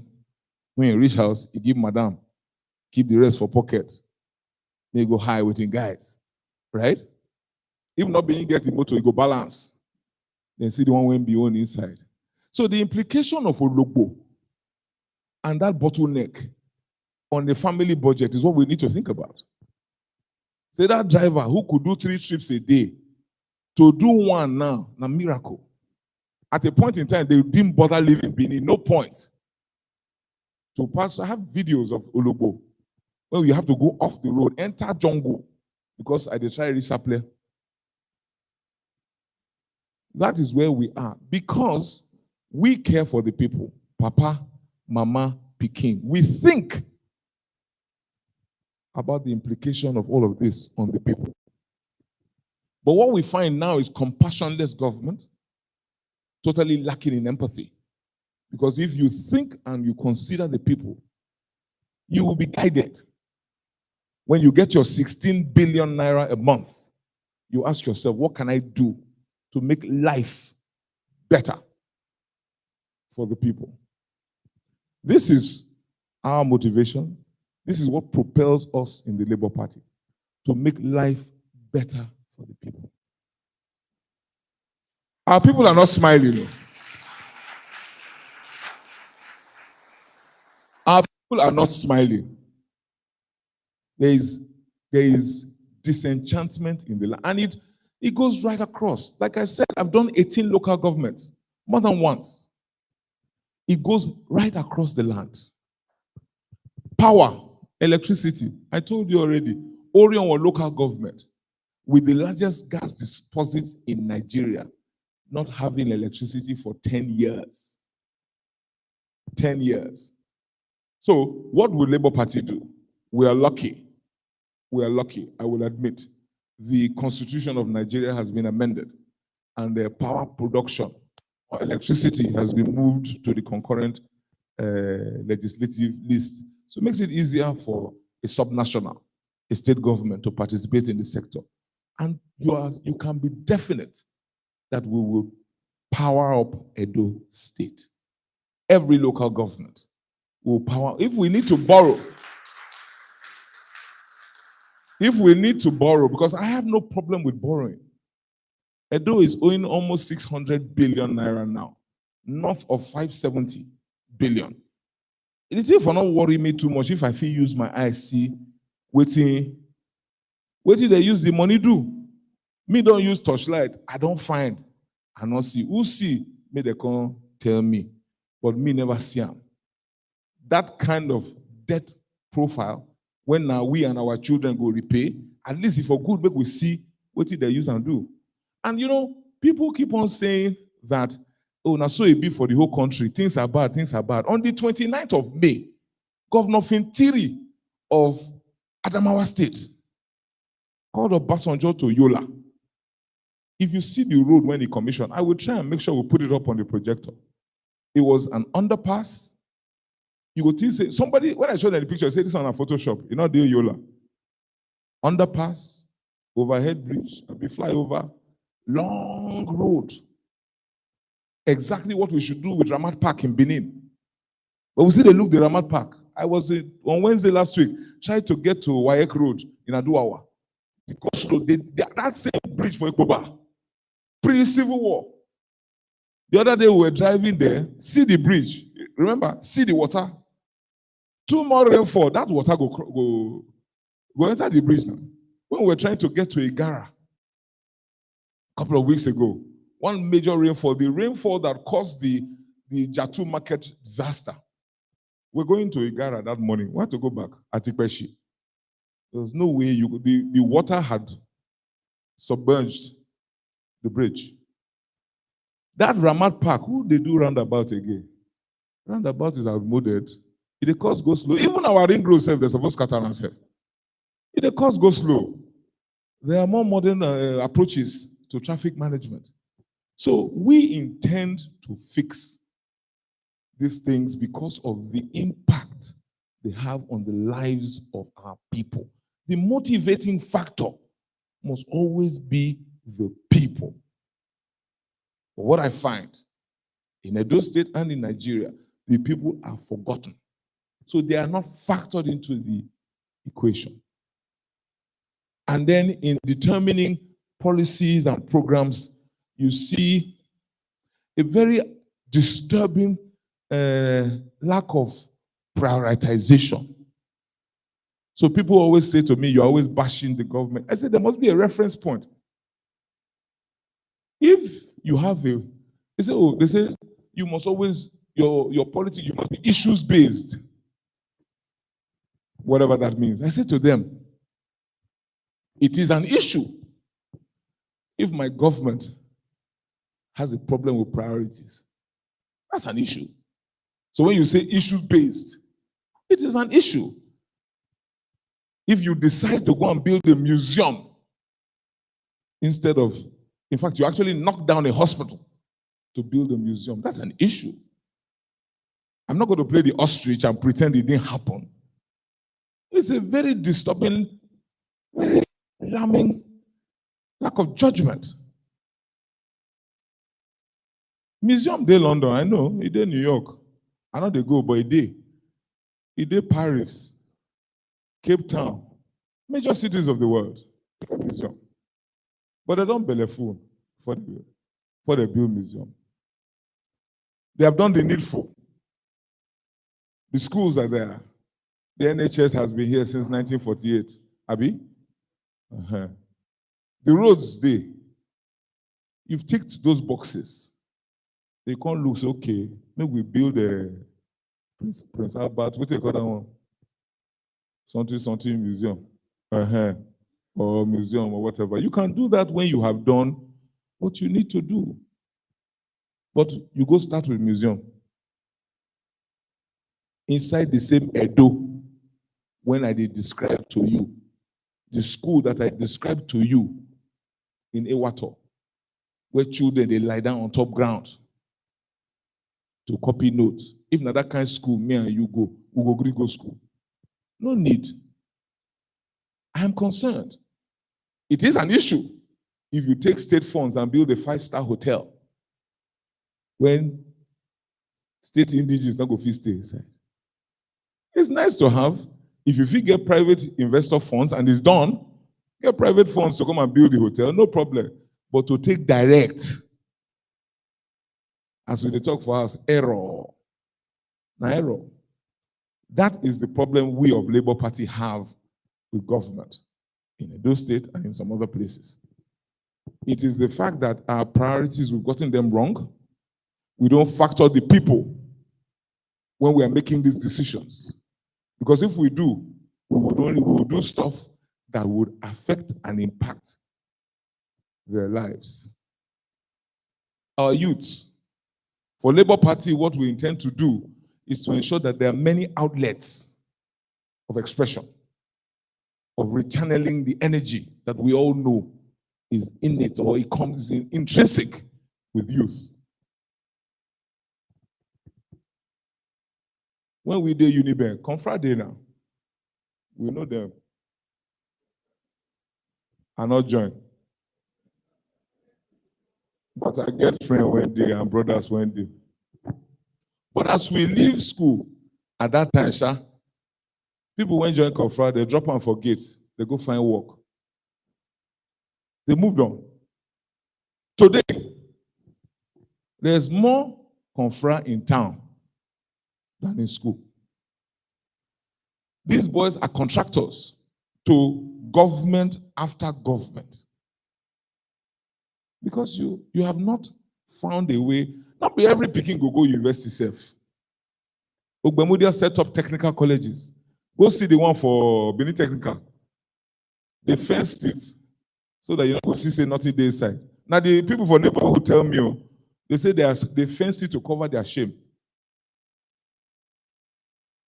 Afuze, the Sports Institute, all of those things were set up for the youth so that they can express themselves. I've been advising in the oil and gas industry for how many years? I used to do a lot of immigration law. We used to bring in people for the oil and gas sector. And when I looked through their papers, I said, this one not go school. Huh? This one not go school. They had to let me understand, say, not be everybody go get university certificate. From the Philippines, my clients were bringing in underwater welders. Philippines, as a matter of deliberate policy, they train their people to service the oil and gas industry. Underwater welder. If you, with your PhD, if they born you well, go underwater, go start to the world. Maybe we see how you want one. That is what they do. They train their people. That's why these vocational schools are important. That is how we help the youth. Now they go see youth. He carry dada, he wear yeri, says a Yahoo boy. Go and lock him up. I don't subscribe to that. If he commits an offense, lock him. No problem. But your so-called Yahoo boy is a tech expert in Bangalore, in India. Find out any pikin when show any aptitude for technology today. Grab him, call him, train him. There's something they call ethical hacking. Some people are needed in that space. But there's no, our people, that's not why for worry that time when they say the youth, our plans for the youth is in the pipeline. Our plan for the youth is in the pipeline. I ain't worry, boys. Start to the boss pipeline. So, say because they say the plan when they get for us.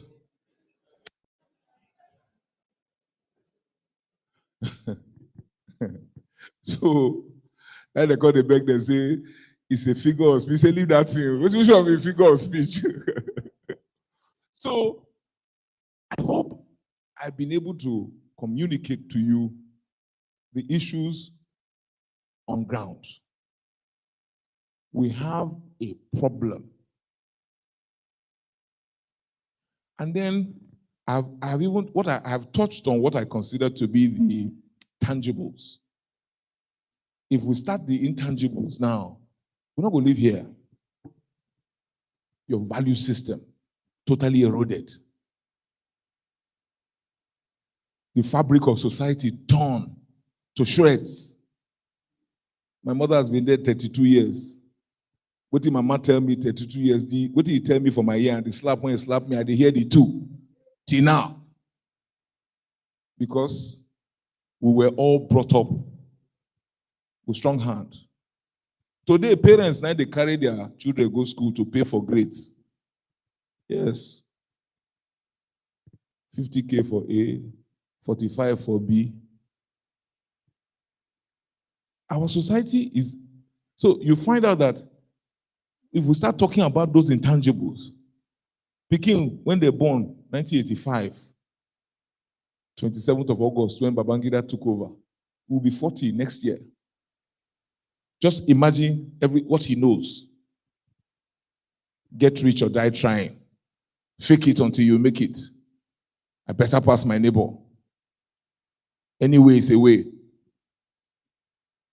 Not grief for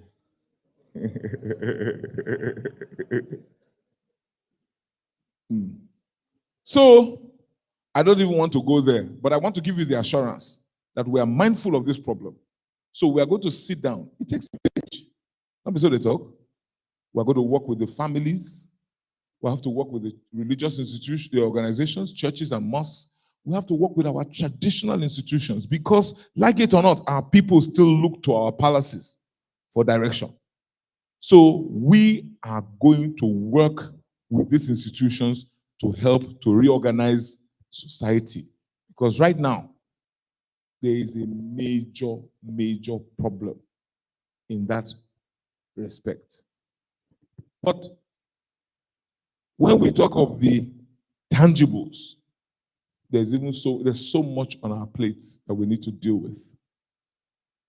And I bring it back home to my initial submission, which is that now on our hand, a day. The stark choices that we need to make. What are we going to do in the face of two parties who have run Nigeria and Edo State for 25 years, and we have our country on its knees? And Labour Party, the results that we have to show. I talked about electricity in Edo State. Alex Oti got into office in Abia, and in 1 year, there's power in Aba 24/7. So I tell you what, the backstory. That power project was owned by a company called Geometrics, owned largely by Professor Bath Naji. I have been in that space for many years, so I know that Professor Naji has been trying to get that project up and running for years. Successive governments in that state did not see the value of that project because it not did their mind. If you buy generator pool for government house and for their friends, so it doesn't really matter. But Alex Oti came on board and saw the value and immediately facilitated what had almost become a moribund project and brought power to Aba. Those of us who know Aba know that Aba has the potential to be the China of our country. But years of successive failed leadership. Area International Market, which everybody is iconic, is the symbol of Aba. The road to enter the market itself, there. So who gets shared for market? It is a market. Customer not feel rich. Piles of dirt, garbage, as high as a 3-story building, they there. Everybody don't forget. Alex is there working day and night. A couple of weeks ago, about a week ago, Alex brought out ₦1 billion from our back coffers and gave it to the market women, or offered it to the market women and traders to come take interest-free loans. Because he knows, he recognizes as we do, that the small and medium-scale enterprise is the engine room of any economy. Each mom and pop shop employ one person, employ 2 people. Aggregate of that, now jobs for your population. But in not their mind, these other people, it not concern them. They are not so minded. Labour Party, this is what we are about. It's about the people. We are going to work tirelessly. I give you my word. We're going to work tirelessly. They're not enough finish. I can't tell you that I have all the answers. But as long as you are solution-driven and you are minded to bring the best ideas to the table, you will find a way. You will find a way. That is why we are going to roll up our sleeves, work hard. We're going to have government house in Benin as it exists, but there's going to be a government house annex in Ekpoma, in Igwabazua. Ekpoma, Edo Central, Igwabazua, Edo South, and Auchi, Edo North. And it is not just going to be government house in name only. If you want to come see me, when you reach Benin, if he tell you, say that week, now Auchi I dey work. Now, Ekpoma idea or na Igwabazua. Igwabazua has been a local government headquarters before they bomb me. You reach there, no government presence. Waiting our eye don't see for this worker. So government has to go deep. I believe in the autonomy of local governments. I'm very happy about the recent judgment of the Supreme Court. And as a government, we will work to ensure that that autonomy is given effect. That is the government that is closest to the people. God forbid that you will ever hear that a government that I lead will now muzzle the local governments and take their money. No. We are definite about it. The only thing we say, to whom much is given, much is expected. You cannot be local government chairman in Igwabazua, meanwhile you stay for GRA for Bini. If you want to be chairman, you will sit down for your local government. If you not agree, now we go first lead the aluta, conduct your house for GRA. Because many of you know that many Americans frankly don't care about who is governor or governorship election. Presidential election said that they even force them to be interested. But mayor election, critical. Because now mayor they do markets, now they do school districts, now they talk the things that affect their daily lives. But for Nigeria, local government is over. It doesn't exist. Because, like I told you, the thing when concern people, not concern them. So that government that is closest to the people, they don't scatter around. We must all work to ensure that local government administration is returned. But we, as a state, will not accept local government when they be. If you are meant to be in Igara, sit down there. Igara, Akoko-Edo local government. Same local government since 1963 when it was created. Same. What is bad is bad.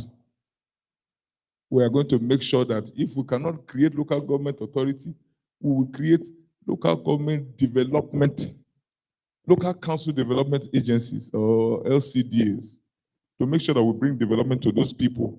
One doctor and they get for the whole Akoko-Edo. Also in Edo South, this marginalization, people say, oh, Benin people now they enjoy. It's not true.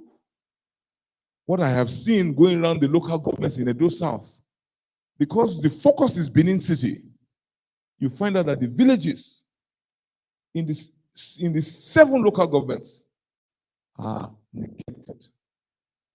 There are places I went to, I did not. Ubogui, Ikoha. This is Novia Southwest. In Ehonde, in Orion, unbelievable. They don't even know that there's government. So I will wrap up now. I apologize for taking so much time, but now so the matter, as the matter they hot, and so they do me. I will wrap up by saying, one, many of you in the room know me, have known me for years. I mean well. I have come to this so that we can be part of the solution, not part of the problem. I have come to this so that we can try and change. It's a generational challenge. Our generation, we're on the way out. What are we going to tell our children that we did at this time? When I ran for president of the NBA, same situation. 7 out of 10 lawyers will ask you, what does the NBA do for me? So the first thing is to get buy-in. Let the people believe again, as we try to do at the bar. And when we got there, we started working. We fired up the entire association, brought the NBA back to what we used to know it to be when Alao Akabashonu was president, and the others like him. The lawyers believed again in their association, as I am hoping Edo people will believe again in their state.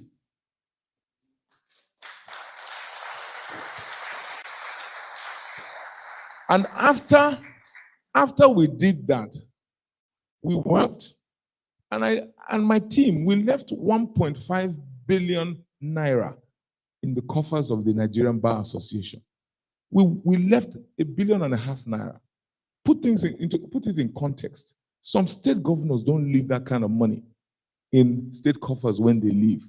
We did that at the MBA because prudence is required. Integrity is important. So if we could do this at the MBA, how much more our state?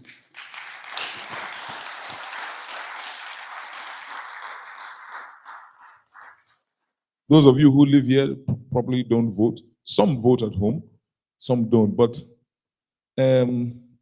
people talk to people, and people understand. My pitch to you, my pitch, my request is that if you are indeed convinced, or if you are indeed of the same persuasion that we must go and take charge and deal with what is a crisis on our hands, even if you don't vote, there are people within your sphere of influence that you can speak with, speak to, and let them understand that we're at crossroads. We must make a decision. Not to do something is a choice all by itself. We must make a decision. Edo is the heartbeat of Nigeria. If the heart is pumping well, if the heart is beating right, the rest of the body will most likely function optimally. Let us get the heart working again. Let us get that heart pumping and beating again. And with you, we can do it. In Benin, we say, Laho, wario boy, he says, I need you to just give me that nudge, that push, so that we can make this change. We can be the change that we want to see. Like I said, you have my commitment. I'm not going to fall on her hand. I'm not going to go there, start to talk another story.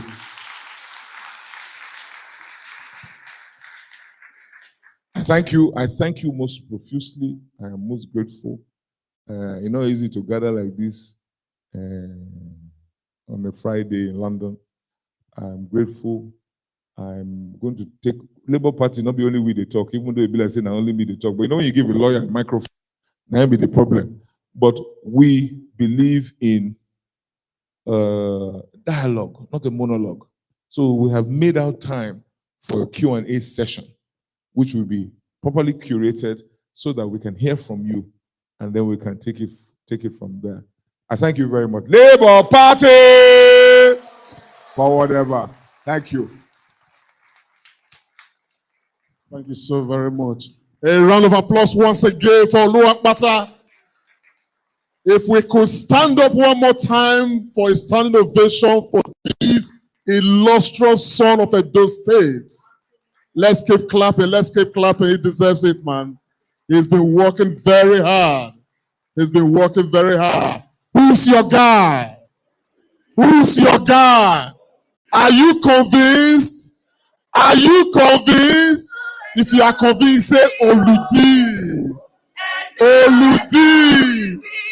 Olumide. Yes. Please, let's be seated. Let's be seated. Thank you so very much. Olumide Osaigbovo Akpata. You have restored the confidence of Edo State people. Yes. Osai, are we ready for the documentary? We're going to go into Q&A session, but you know we talked about this documentary when we first carry over. We just want to have, very small, it's not up to 5 minutes, I'm sure, so that maybe we use that one to start the matter.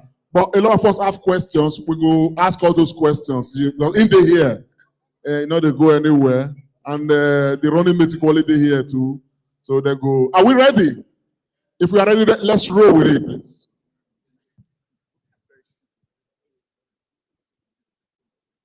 Should we put off the lights? Okay. Please, let's keep the lights. Let's keep the lights.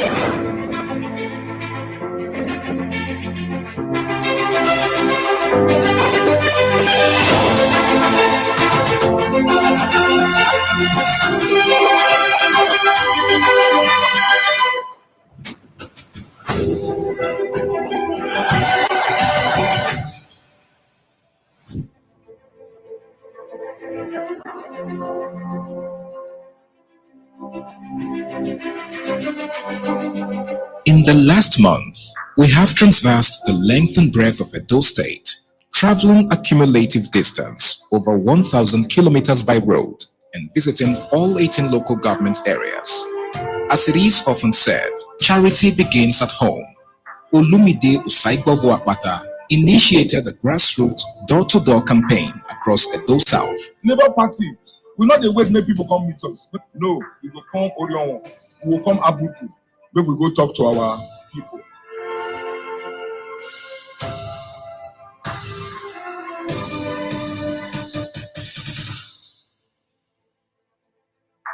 Olumide Osaigbovo Akpata embarks on a mission to connect with voters across the 7 local government areas, from bustling urban centers to serene rural landscapes. This is a place where every voice matters. The campaign kicks off in Oredo local government area with a personal touch. Olumide Akpata and his team visit homes, listening to concerns and sharing their vision for a better Edo state. These one-on-one interactions are more than just campaign strategies. They are heartfelt conversations about dreams, hopes, and the future. Connecting with various groups, Olumide Akpata emphasizes his commitment to inclusive governance. At each meeting, he listens intently to the unique needs and aspirations of each group, promising not just to represent them, but to be their advocate and partner in progress. Any project wey we wan do, we go say, will this benefit the people? That are the test wey we dey use for any project. Will this benefit the people? If so, oya, carry go. If not, cancel. In the heart of the hard economic situation, Olumide Akpata's presence brings a wave of hope. Visiting mechanic spare parts dealers, he engages with hardworking individuals who form the backbone of the community. Their challenges become his own as he discusses practical solutions and shares his vision for economic empowerment. You are contributing to the economy. Una dey employ people, but see the road. Abi una get light for here? No. Labour Party, we don't come tell una say, number 1, Labour Party enter office, this road we go tear am. I go come here until the road that time I no go rest. Hey. If I talk am, we go do am. Na so Labour Party be. We are here for Papa, Mama, Pikin.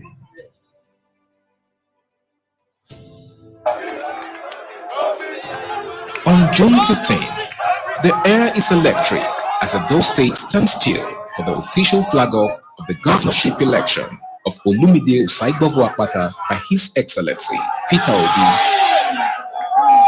The energy is palpable, the crowd's enthusiasm infectious. This moment marks not just the start of a campaign, but the beginning of a movement fueled by hope and a collective desire for change.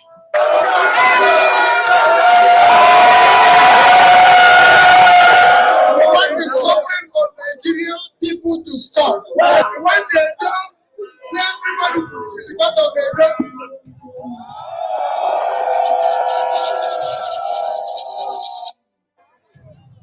A moment of cultural pride and deep significance unfolds as Olumide Akpata visits the Oba's palace.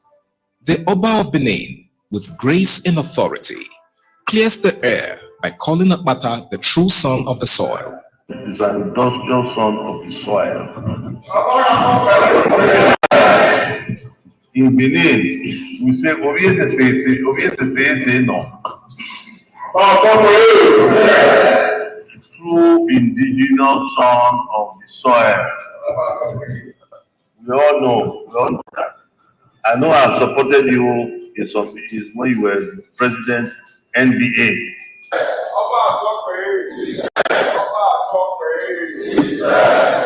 This is more than just a ceremonial blessing. It is a powerful affirmation of Akpata's deep roots and unwavering commitment to his people. I feel bold enough to come to the throne and to seek for your blessing and to report to your Royal Majesty that the Labour Party in Edo State is strong and vibrant, and we are going to go around all 18 local governments, all 192 wards, to pass on the message to our people. Like you mentioned.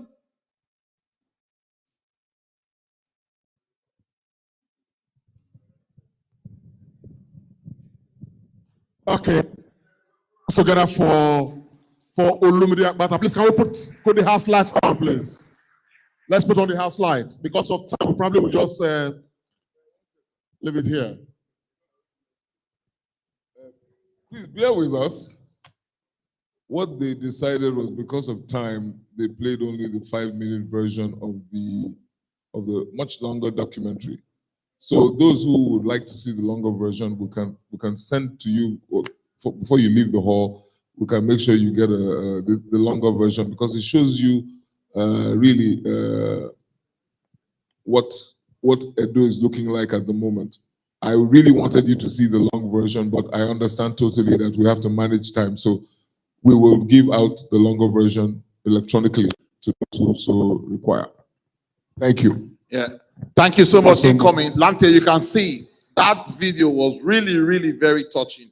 I see why the incoming wanted us to see it. Yes, it was. I think everybody's going to see it. We're going to have that circulated widely. For those who want to get it directly from us, we'll make it available to you. But meanwhile, let me just quickly announce. I know say with the chop now small. We get big bedu after we finish from here. We got another big bedu for that side. Oh, you know, everything is ready. Everything is available. So we no hurry. If you come up for here this night, you know go house go chop. You know we get big bedu. But meanwhile, we're just going to go into the Q&A session. Over to you, sir. Absolutely. I think this is very important. Incoming has spoken his mind, told us what he wants to do. But please, we now want to take questions. Please just introduce yourself. No too much talk. Just ask your question. So if you think to do your question just under 1 minute, it's very good. Incoming to we go, you know. So there is a man there, the first to raise his hand. So let me give some numbers out. You 1, yeah, 2, yeah, 3, yeah, 4, 5, 6. Go that side. Okay. I'll take 7, 8, 9, 10. Let's stop at 10 for now. For now, okay. Okay, number Let's 1, go. please. Thank you. My question is for let me call him His Excellency Olumide Akpata, by the grace of God. My name's Michael Igodala Omo Osaigi. Now, my question to the Honorable is that what is his plans for security? When I mean security, we're talking about the farmers in Ovia. Now, the reason why foods are so expensive that these farmers, they can't go to farms because of the herdsmen, because of kidnapping, banditry, and all that. I would like to know what is his plans for security. Thank you. Comrade, can we just take number 2 and number 3 so that making just 2 them together? Number 2. Yeah, go ahead. Good evening, ladies and gentlemen. My name is Dr. Mohammed Ahmed. My question to the incoming governor and his team is, he made mention that Edo State is one of the states with the highest remittances. What is your plan, sir, when you get into the office for something like, for example, are you planning to establish a diaspora commission in Edo State so that that office can bridge the gap between those in diaspora and people at home? Thank you. Thank you. To make the matter sweet, number 3. To make the matter sweet, if they don't ask your question like for security, no need to ask again. Exactly. Just to save time. Yeah. Number 3. Up labor. No rival. Up labor. No rival. My name is Efosa Oyego, and I'll just cut it very short. I actually worked with the government. This one now that is still there in the healthcare sector. Okay, I was one of the pioneers of the health insurance scheme. You know, the reason why I left, you know, I just gave up hope is because you have beautiful ideas to really make the healthcare sector move in Edo State. Okay, we have plans, beautiful plans. A lot of times, they don't, you know, they see these plans and they just die naturally. And you, as a director of the healthcare scheme, You are there killing yourself, working overnight to make sure that there are things, good, yes, good vibes and plans. Okay, to make the scheme work, you come out with your proposals. You try as much as you can. At the end of the day, you run your presentation, beautiful presentation. But at the end of the day, they kill it naturally. You know, and now my issue is this. He's my brother, okay, with the incoming yes, governor. Now, my issue is this. What is he going to do actually to make sure that those bottlenecks inside government or governance, how can he clear of those issues? Because healthcare in Edo State is very, very important. Okay.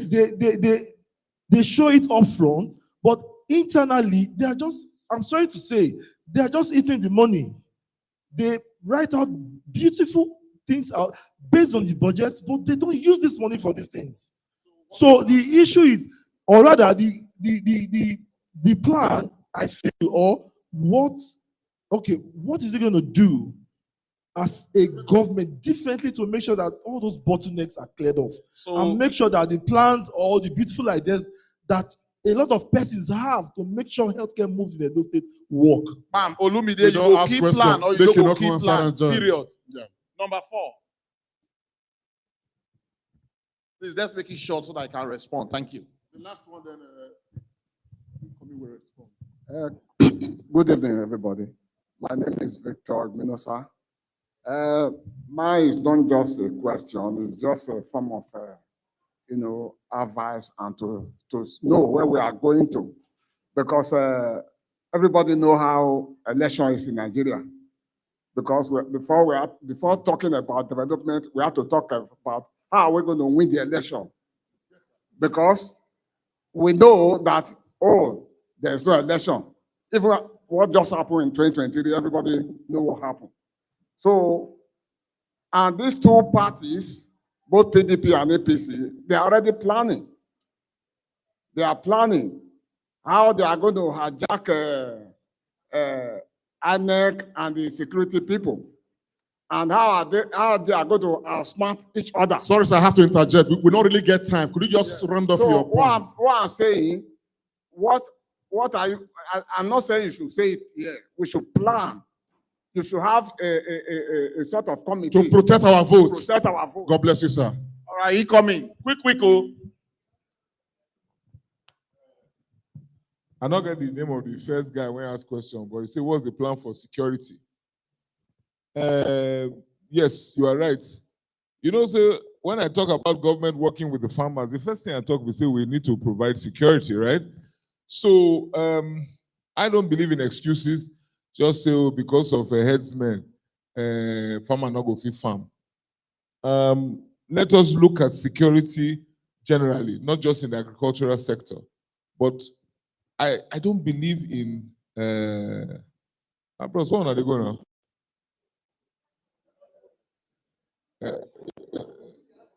Please, let's take our seats, please. Okay. So, the governor of a state, they call him chief security officer, but his name is a name only. The governor really does not have control over security apparatus. But the governor can work with existing structure. That is our reality today in our federal government. The governor will have to. So in Abia State, Alex Oti immediately arrived, took it upon himself to begin to help to equip the police in Abia State. Not just the police, the DSS. Technology has come to the rescue. Some of these basic crimes that we talk about, you can route out these perpetrators with the use of technology. So government must equip the existing structure. It is in your enlightened self-interest to do that, and that we will do. We will work closely with the police.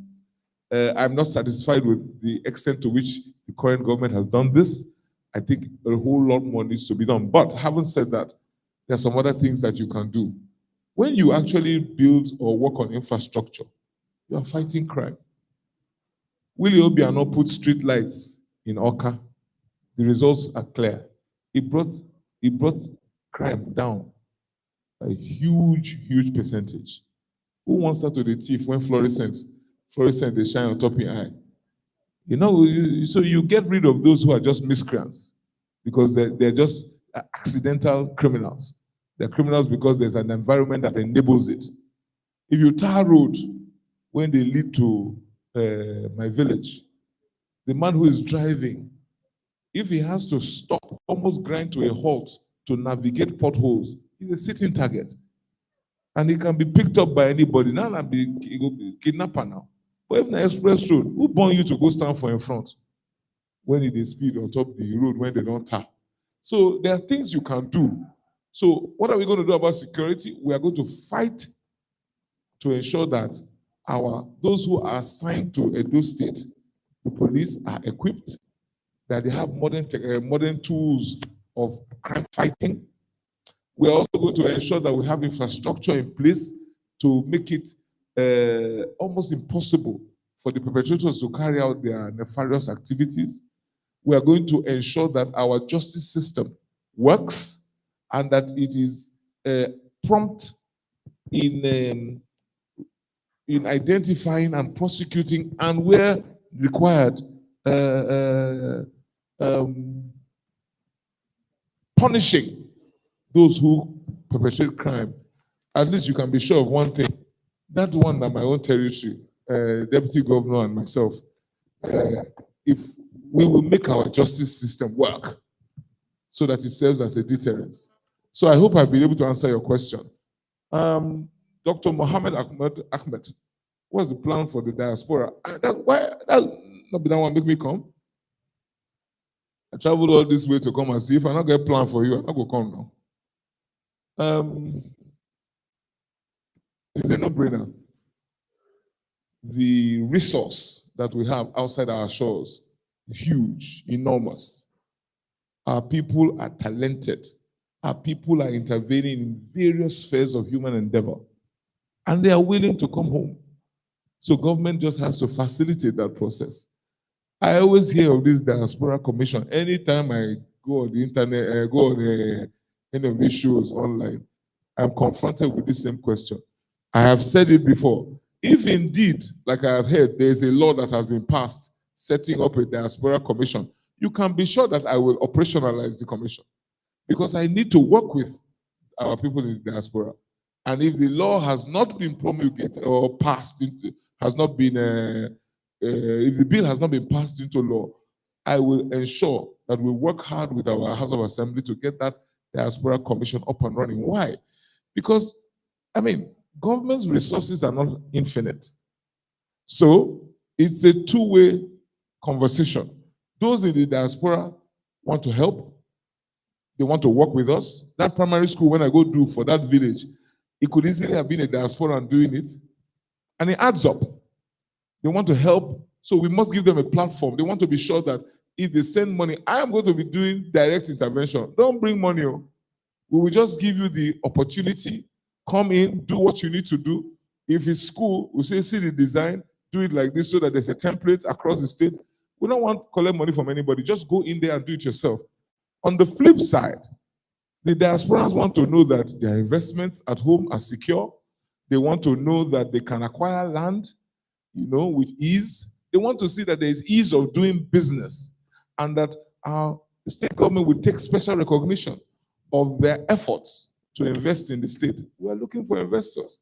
And charity begins at home. I would rather talk to the Edo person who lives abroad because I know that there is an emotional attachment to whatever it is that he's doing at home than the individual from Korea whose motive is almost purely profit. So you can be sure that we're going to work very closely with our brothers and sisters in the diaspora. That's why I'm here. And that's why we'll go around and talk to our people. And my brother Efosa, I think the difference is the individual. Health is a human right. I'm the child of a doctor. And I've also been a patient. So I'm speaking from that point of view. It's a double whammy when you are ill and you are poor. It's a double whammy. Because firstly, you are physiologically impaired, then psychologically in a problem, just thinking of where the money will come from. We must work very hard to give access to the poor, to those who are not as endowed, so that they can be healthy. So good ideas would always be supreme in a government that I lead. You understand? So now only who not they interested go let bureaucrats go come stop, come be roadblock for good idea for government when me idea. It's not possible. It's not possible. Say,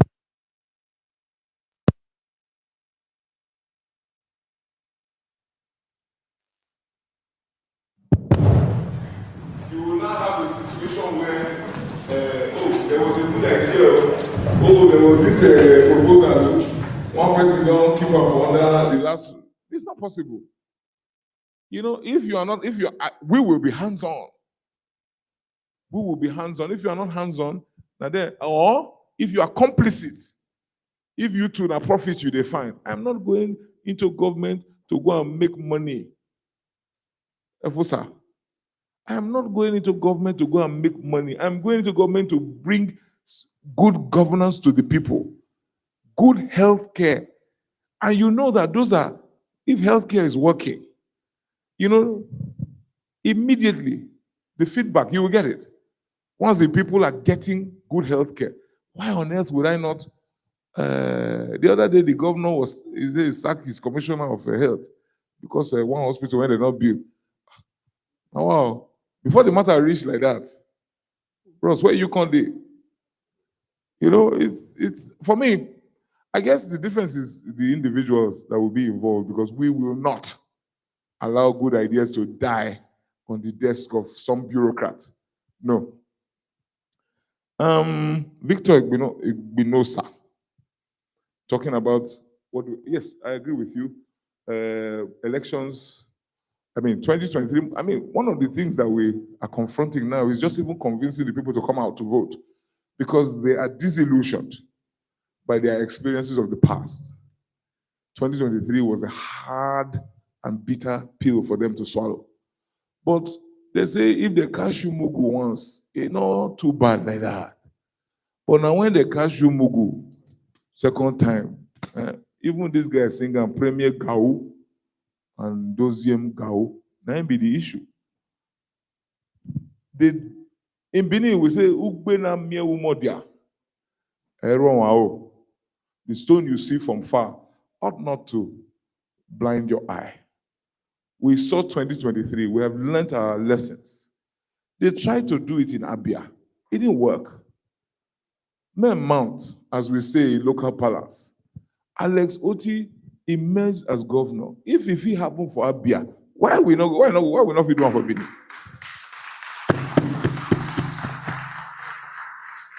Bros, I know say I be like Jebota, but I not be a Jebota.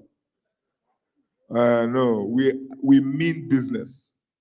We mean business. We will do what we need to do, but the voter, so when you talk to our people for house, they too need to stand their ground. What was the mistake the last time? We don't win. All of them run, come out, polling units, go house. You never win. It ain't over until the fat lady. Am I supposed to say that? So I give you my assurance, and the assurance of the Labour Party, that we are doing all we need to do to ensure that the votes will be counted and the votes will count on 21st of September 2024. Thank you. Number five, please. Number 5.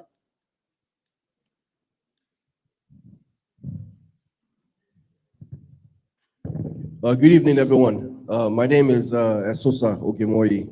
My question has to do with rural-urban migration in Edo State, as it were. As you are aware, rural-urban migration is driven by lack of opportunities in the rural area. So my question is, what plans and initiatives do you have for those in the rural areas, so as to make those areas more attractive for them to stay back in, and also hopefully have those in the rural areas go back to settle. Thank you. Thank you very much. Number Number six. six. Please let me just quickly announce we are actually not very privileged right now because we need to be out of this place by 11 o'clock. You know what I mean? And we get very big bedu for that area for that side. So I'm just going to take like two more persons, two more questions. Maybe we'll take up for this area. There's number 6. Oh, number 6. Go on. Antino verse. We try to manage time. Good evening, everyone. My name is Bose Adebayo, and I'm talking on behalf of my local government, Akoko Edo. This local government has been marginalized for a while, and for a long time. It's the oldest local government and the biggest local government in Nigeria. Please, our incoming governor, what is your plan in helping us to break this local government so that development, government infrastructure can get to every nook and cranny of the local government? Number one, when we had Governor Bemudia, he built us a beautiful dam and we had water. That dam has become very moribund and my people don't have access to water because of the hilly area of Akoko Edo. What are you going to do to help us to revive this dam so that we can have potable water? Number 3, we have tourism potentials in Akoko Edo. If you go to Somorika or something. Madam, you want to carry everything, no? Yeah, no. Water, tourism. So how are you? We bring a lot of, what would I say, tourism development in Edo State. We don't have. Yeah. People don't have where to go for holiday when you go to Edo State. Okay. Am I right? Yeah. So Morika Hills alone is enough for you to go and relax. Thank you. God bless you, man. My God don't get that. Number 7. Number 7. That's it. We don't lose the number this hand.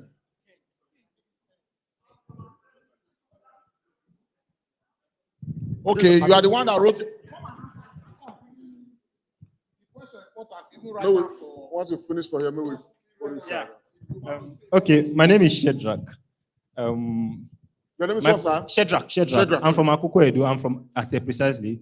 I have a request and 3 questions. Ask one, please. Okay. One of the questions I have is, what plan do you have for Edo line? Because when I was young, I used to have an uncle that worked in Edo line. And since they closed down there, the man has never been the same. That's a very, very important question. Very good. And also for Abu Salim University, Epoma, what plans do you have for them? Thank you very much. Now, this is my request. I need to take this request, please. Please, sir, in your campaign trail, please, I want you to pass through, if it is possible, pass through at the community. In Akoko Edo local government, please just try. I think the incoming deputy governor knows that place. Yeah, area. Good evening, everyone. So I'll just make this short. I'm also from Akoko Edo. Finish here now. We'll come this side, yeah? Yes, I'm also from Akoko Edo, but the good thing there is I'm from the larger part. I'm a Pamiri. Okay, so my question is yes, this is my question. No, so the question is for the incoming governor. Health is very broad, right? And since we are talking about Labour Party, we're talking about statistics. And a statistic now with the job for Labour Party. Yes. So the question is, what is your plan pre-hospitally? Because according to FRSC, 90% of BID that is brought in dead and 90% of mortality and morbidity death rate happen pre-hospitally. So what is your plan? I'm not talking about A&E. That is one. Because now make me come. I know go lie. I know they go political rally. Now question I make me come. So 2, sir, what is your plan on transportation? Like since no.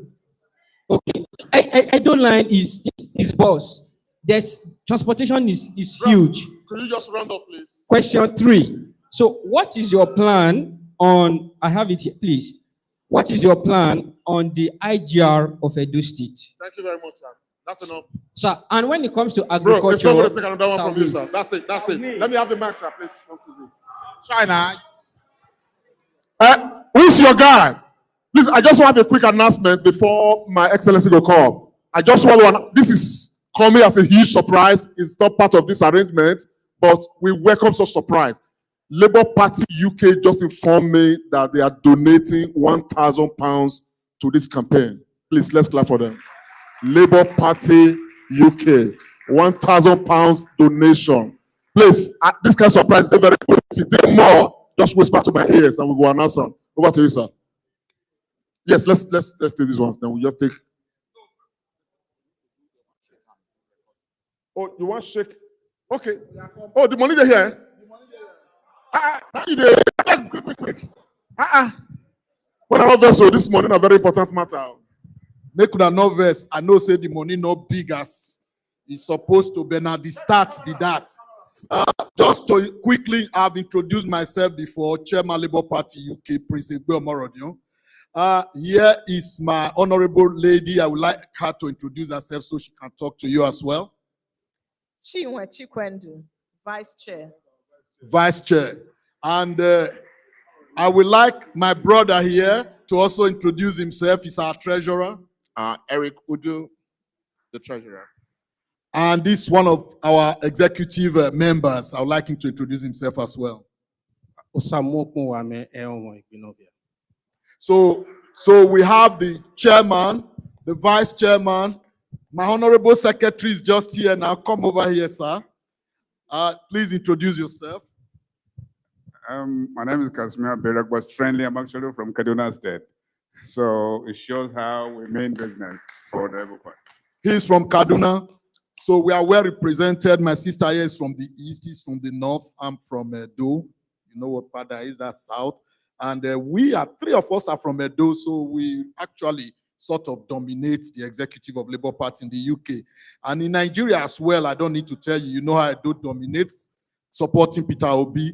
So on behalf of my executive, my humble self and my executive, the Labour Party United Kingdom, humbly, very, very humbly present a donation of £1,000 to the campaign of Olumide Akpata and Asama Kadiri SAN.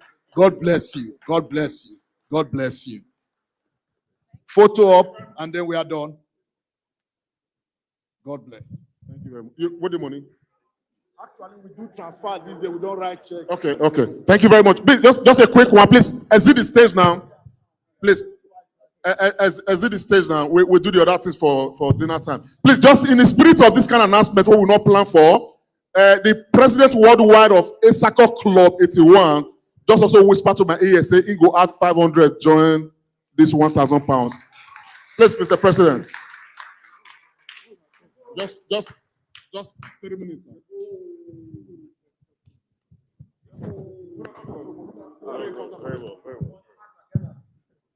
Thank you, everybody. Grace Solo. My brother here, Olumide, we were classmates in law school. Yes, and we used to dance. You taught me fat like a cow in Warri. Yes. Asama Kadiri is actually my past president. I took over from Asama. I'm the third in succession to Asama Kadiri, our vice, our deputy.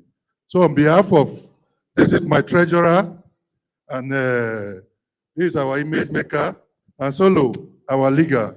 So we came here to support you, Olumide. You are doing a great job, and I know that with what you guys have done at the grassroots, you definitely succeed. Yes, you definitely succeed. Politics is not about shouting. Just hold your grassroots. I just came back from Auchi, where I went to meet the Otaro of Auchi. I spent 9 hours between Auchi and Benin. 3 weeks ago or 4 weeks ago, 9 hours. The trailers on that road are not, you can't find them anywhere in the world. Everywhere was locked. If not because I went with Mopos and all that, that was how I could get to Benin at 12 midnight. But be that as it may, we in Esako, we have Opela Cement, we have Dangote. If they can do a Papa Road with Dangote, why can't they do Benin Auchi Road with Dangote? Please, we are supporting our brothers. God bless you. So much. In the spirit of support, an anonymous has just donated £1,000. Sister Bumi, take note of that. Thank you. Yeah. Quick photograph for them. A Soccer Club 81. I'm supposed to be in your party next 2 weeks. Yes, I think it's somewhere in North London. All right, thank you.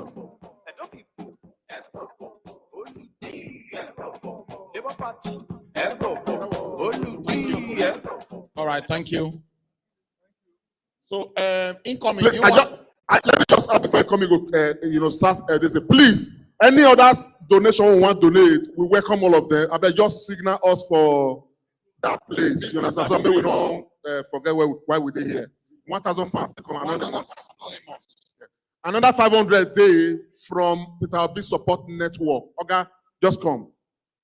Maybe we just see your face. Peter Obi Support Network, 500 pounds. How much we don't get? So about 3,000. Pleased to meet you, sir, in person. I happen to be the only Edo State indigene on the executive of Peter Obi Support Network UK. My dad is from Eastern Central. My mom is from Orion, so I'm well invested. This is just the first. We actually had to rush down here because I did not know on time. I thank this gentleman for facilitating my movement all the way from Coventry. We wanted to make sure we got the account details for your campaign so we can keep, putting something in there. Yeah, so that's all. Noisy. Okay, if you get camera, just take pictures here and there. In many, see as the account many there. Thank you. God bless you, my brother. Thank you so sir. very much for your support. God bless you, sir. Over to you, Excellency.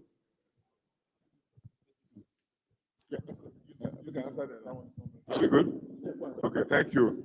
Thank you all. We will rush out of here quickly, but it is important to answer the questions. I think it's critical that we deal with your questions, and I'm very keen to do that. Sosa Ogiewoi, full disclosure, my brother, asked a question about rural-urban migration.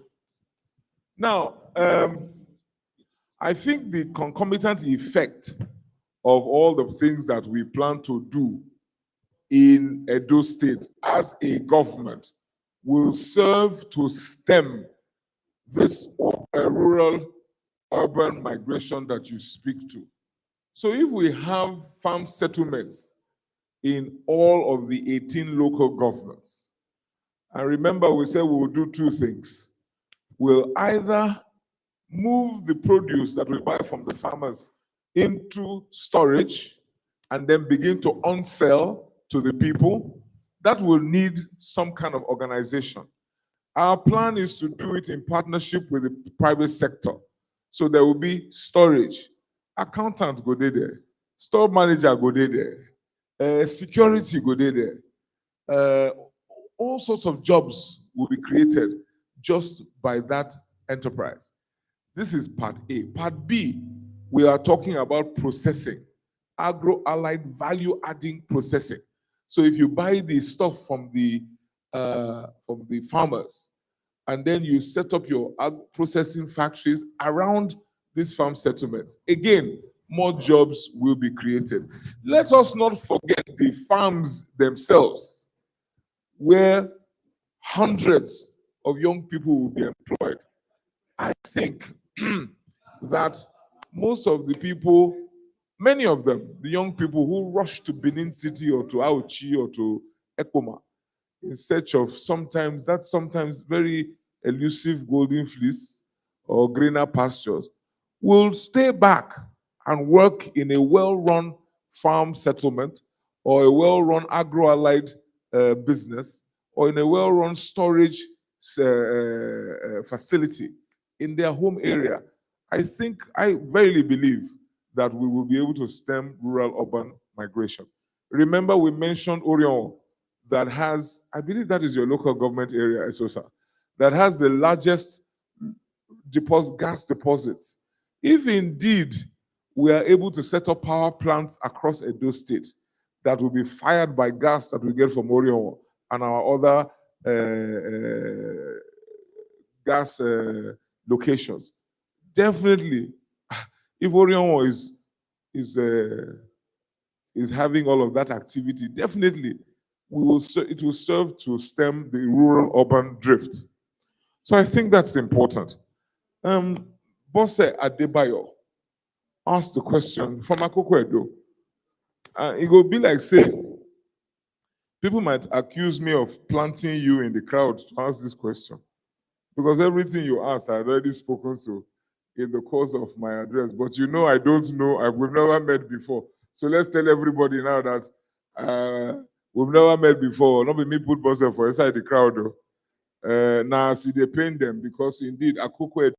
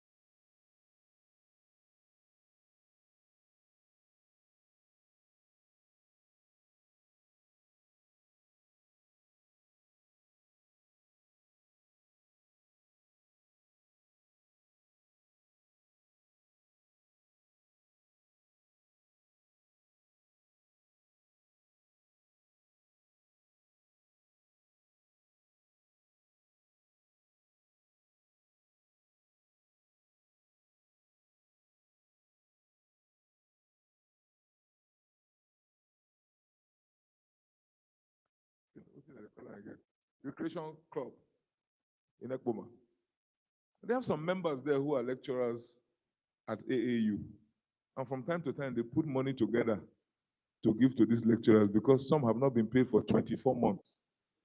They one stand up say, now you're all good now. Me, I contribute my own. Faculties in our school are losing accreditation.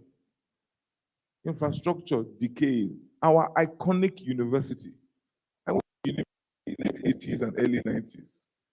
We saw how then Bender State University gave us a run for our money. We had to admit in my faculty of law at one point, say, yes, Bensu don't pass us. We had crack lecturers, top lecturers there. We're so proud of the school. More so as it was named after our father, professor of mobile anatomy, former governor of Bender State, Ambrose Folorun Shali. And then you leave that school, you walk away, go and create another school somewhere. I don't have a problem with more than one university, but one cannot exist at the expense of another. It's not equitable. And those of us who are familiar with Edo Central, we know that the economy of Ekpoma is inextricably linked to AAU. So families are not earning an income. The school is a shadow of its former self. So what are our plans? We will resuscitate Ambrose Ali University. We must, it is a duty.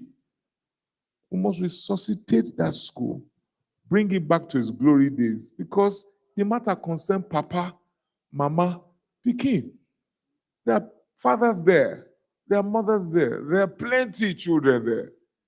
We cannot leave that school in the way that they have left it. So you can be sure that we will revive and revamp Ambrose Ali University. Shadrach had those two questions. I'm not so sure if there was a third one. And then the gentleman from Okpameri. I didn't get your name. Caleb? Yes, Caleb, you and I have talked before now. Were we not on one of these shows together? It was, I didn't answer, I answered it, Caleb, leave that thing. You asked me this same question. This governor, not they forget to. Because Caleb is in the health industry, Abi. So he's very interested in pre-hospitals. So when he speaks to the issue of what do you do about ensuring that your healthcare sector covers that area? No, he's not even speaking to primary healthcare. He's talking road accident, ambulance. Do you have a network that can ensure? That's because I remember that we chatted about this. Maybe I didn't respond, but I just clearly remember that you raised the point. If I didn't respond, or if there was no time, but I remember because it stuck in my head when you mentioned it. Because not be able, you don't capture everything. You don't know everything. So when you raised it on that, I don't remember which of the shows it was. Was Twitter Space, right? So I immediately imbibed it and I said, this is a very valid point you made at that time. That what are we doing about ensuring that this, because yes, response time. I tell you what, I live in Lagos. You remember the building that collapsed? So that building is right across the road from where I live, on Gerard Road. So my friend was a developer, was my neighbor. So I knew immediately that he was inside the project. He was inside the thing, Femi. So I called his number, he didn't pick. So I was there. I called Lagos State. I called the Commissioner of Health. I called the Commissioner of Works. I called Budget and Planning, called the Attorney General. The first car, rescue car, showed up 3.5 hours later. 3.5 hours. That is Lagos. Right? So if we're speaking to the same issue, because you're also speaking to road accidents, how do we get immediate attention? to those people. And ever since you spoke to the issue, I've been trying to put together with my people to say, because I have been dealing with primary healthcare, and then the hospitals. Now we are saying we must have that architecture in place. Rapid response, not only to crime, but rapid response to health emergencies. I believe that's what you are referring to. So we're working on it, and we will definitely deal with it. So when you started speaking, I said, hey, this guy does show again. You spoke to IGR, and you spoke to transportation. Transportation for me, I think it's important, like I've said, if you get an Edo line working again, because it caters for the entire state. It moves our people from point A to point B. My only issue is that I will not be very comfortable with having government being the driver or sole driver of those kind of enterprises. We must have, and we'll create the environment. We will even call partners in, take a minority stake so that we are still involved, because we must make sure that the business people understand that there is a social service that is involved in transportation. So it's not just a profit motive. So it's good for us to stay there and at least try and make sure that they are driving it properly. So that's what we want to do for transport. Big luxurious bus type, BRT type buses may work in Lagos. It probably will not work in Benin. When we were in school, it was tuke that was the preferred mode of whatever. The buses have even gone smaller now. They call them korokwe, those tiny ones and all that. So we just have to ensure that whatever works well for the citizenry, we have to put in place. And lastly, IGR plan, we're hoping that we're on 16 billion today. You can be sure we'll not let it go down. But there will be no more double taxation. There will be no more punishment in the guise of taxation. So a little boy is wheeling a wheelbarrow down in New Benin Market, you give him tickets. That one doesn't work for me. So we will try very hard to ensure that we maintain our profile at the moment, which is somewhere in the 6 billion naira range. However, with the kind of ventures that I'm hoping that the state can participate in as a co-investor, we should be able to earn more money to increase that our IGR. But as far as IGR is concerned, and this is my final point, the one we get, make we see what we use and do first before we talk of say to add to rank. Because 16 billion not be beans, not be my mind, not be corn. Thank you. Please, can we just stand up and clap for this man, please? More we stand up, more clap for her. We will say make us a side, but it's small. Just keep clapping, keep clapping, keep clapping. Who's your guy? Olumide, Akpata. Who's your guy? Thank you so very much. I want to beg, and we're not going to take more questions again from here. Let's sit down. Let's sit down. We're not going to take more questions. We're just going to move straight to that. We go show us the road. Now, just to this corner here, they will just go left. You know, we just want to go cool off a bit there. Further questions, I will provide some link, you know, where we will just stay ask on WhatsApp, and I will transfer them, go chairman, you know, account, then he will respond to them at, you know, after now, they will send all these things across. But meanwhile, most of the things that we be saying you want to do, it already talk about all of them. So, well, don't worry. No, we sit there. We never come out to. You see what we don't do. So let's just just to save time. When we go back there will be interaction. There is food and all there, and we need to leave this all by 11 o'clock.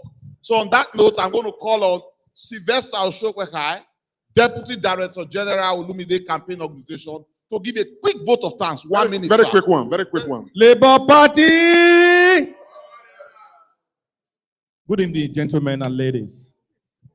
I don't know what to say to you today. As we up to close, we Labour Party, we have given you our candidate. You have seen him. A man stood here. I told you, I am not going to government to steal your money. What does that tell you? He has integrity and character. I know him of old. I have engaged him one-on-one. He told me, I am not going there to steal. He has spoken of that same thing on several occasions. To my mind, this is the kind of a person we should vote for. APC have given you their candidate. PDP have given you theirs. Please compare both of them and tell us who you should choose. Osaigbovo, I've always known you. These are men of integrity and character. What kills our country is stealing and wastages. 2, stealing and wastages. If that can be controlled, our country will be good for it. Today, a time comes where we must say, let's think together. Make we reason together, say, is this person the best for us? We have seen APC, we have seen PDP, now we have seen Labour. Who do you think can better run the state efficiently for the growth of our state? I encourage you all, because you are not living at home. Most of you live for London here. We live at home. But you have friends that live there. You have parents, you have sisters, you have brothers. Please support this vision. Support this vision with your money, with your time, and with your efforts. I thank you all for coming. God bless you all. Thank you, and God bless you. And please don't forget, tomorrow we are in Manchester between 5 o'clock and 9 o'clock officially, but the matter of still extend reach 11. So if you've got anybody in Manchester, tell them, send them the flyer if you've got it. If you've not got it, reach out to us. And of course, we want to meet everybody in Manchester Thank tomorrow. you so much for Thank coming. you so much. Let's move to the go other side. the other room The for party more food and continues. dance. Who's Thank your you. guy? Olumide is your guy. DJ, give us music. Thank you. Please, quickly. Thank you. Thank you.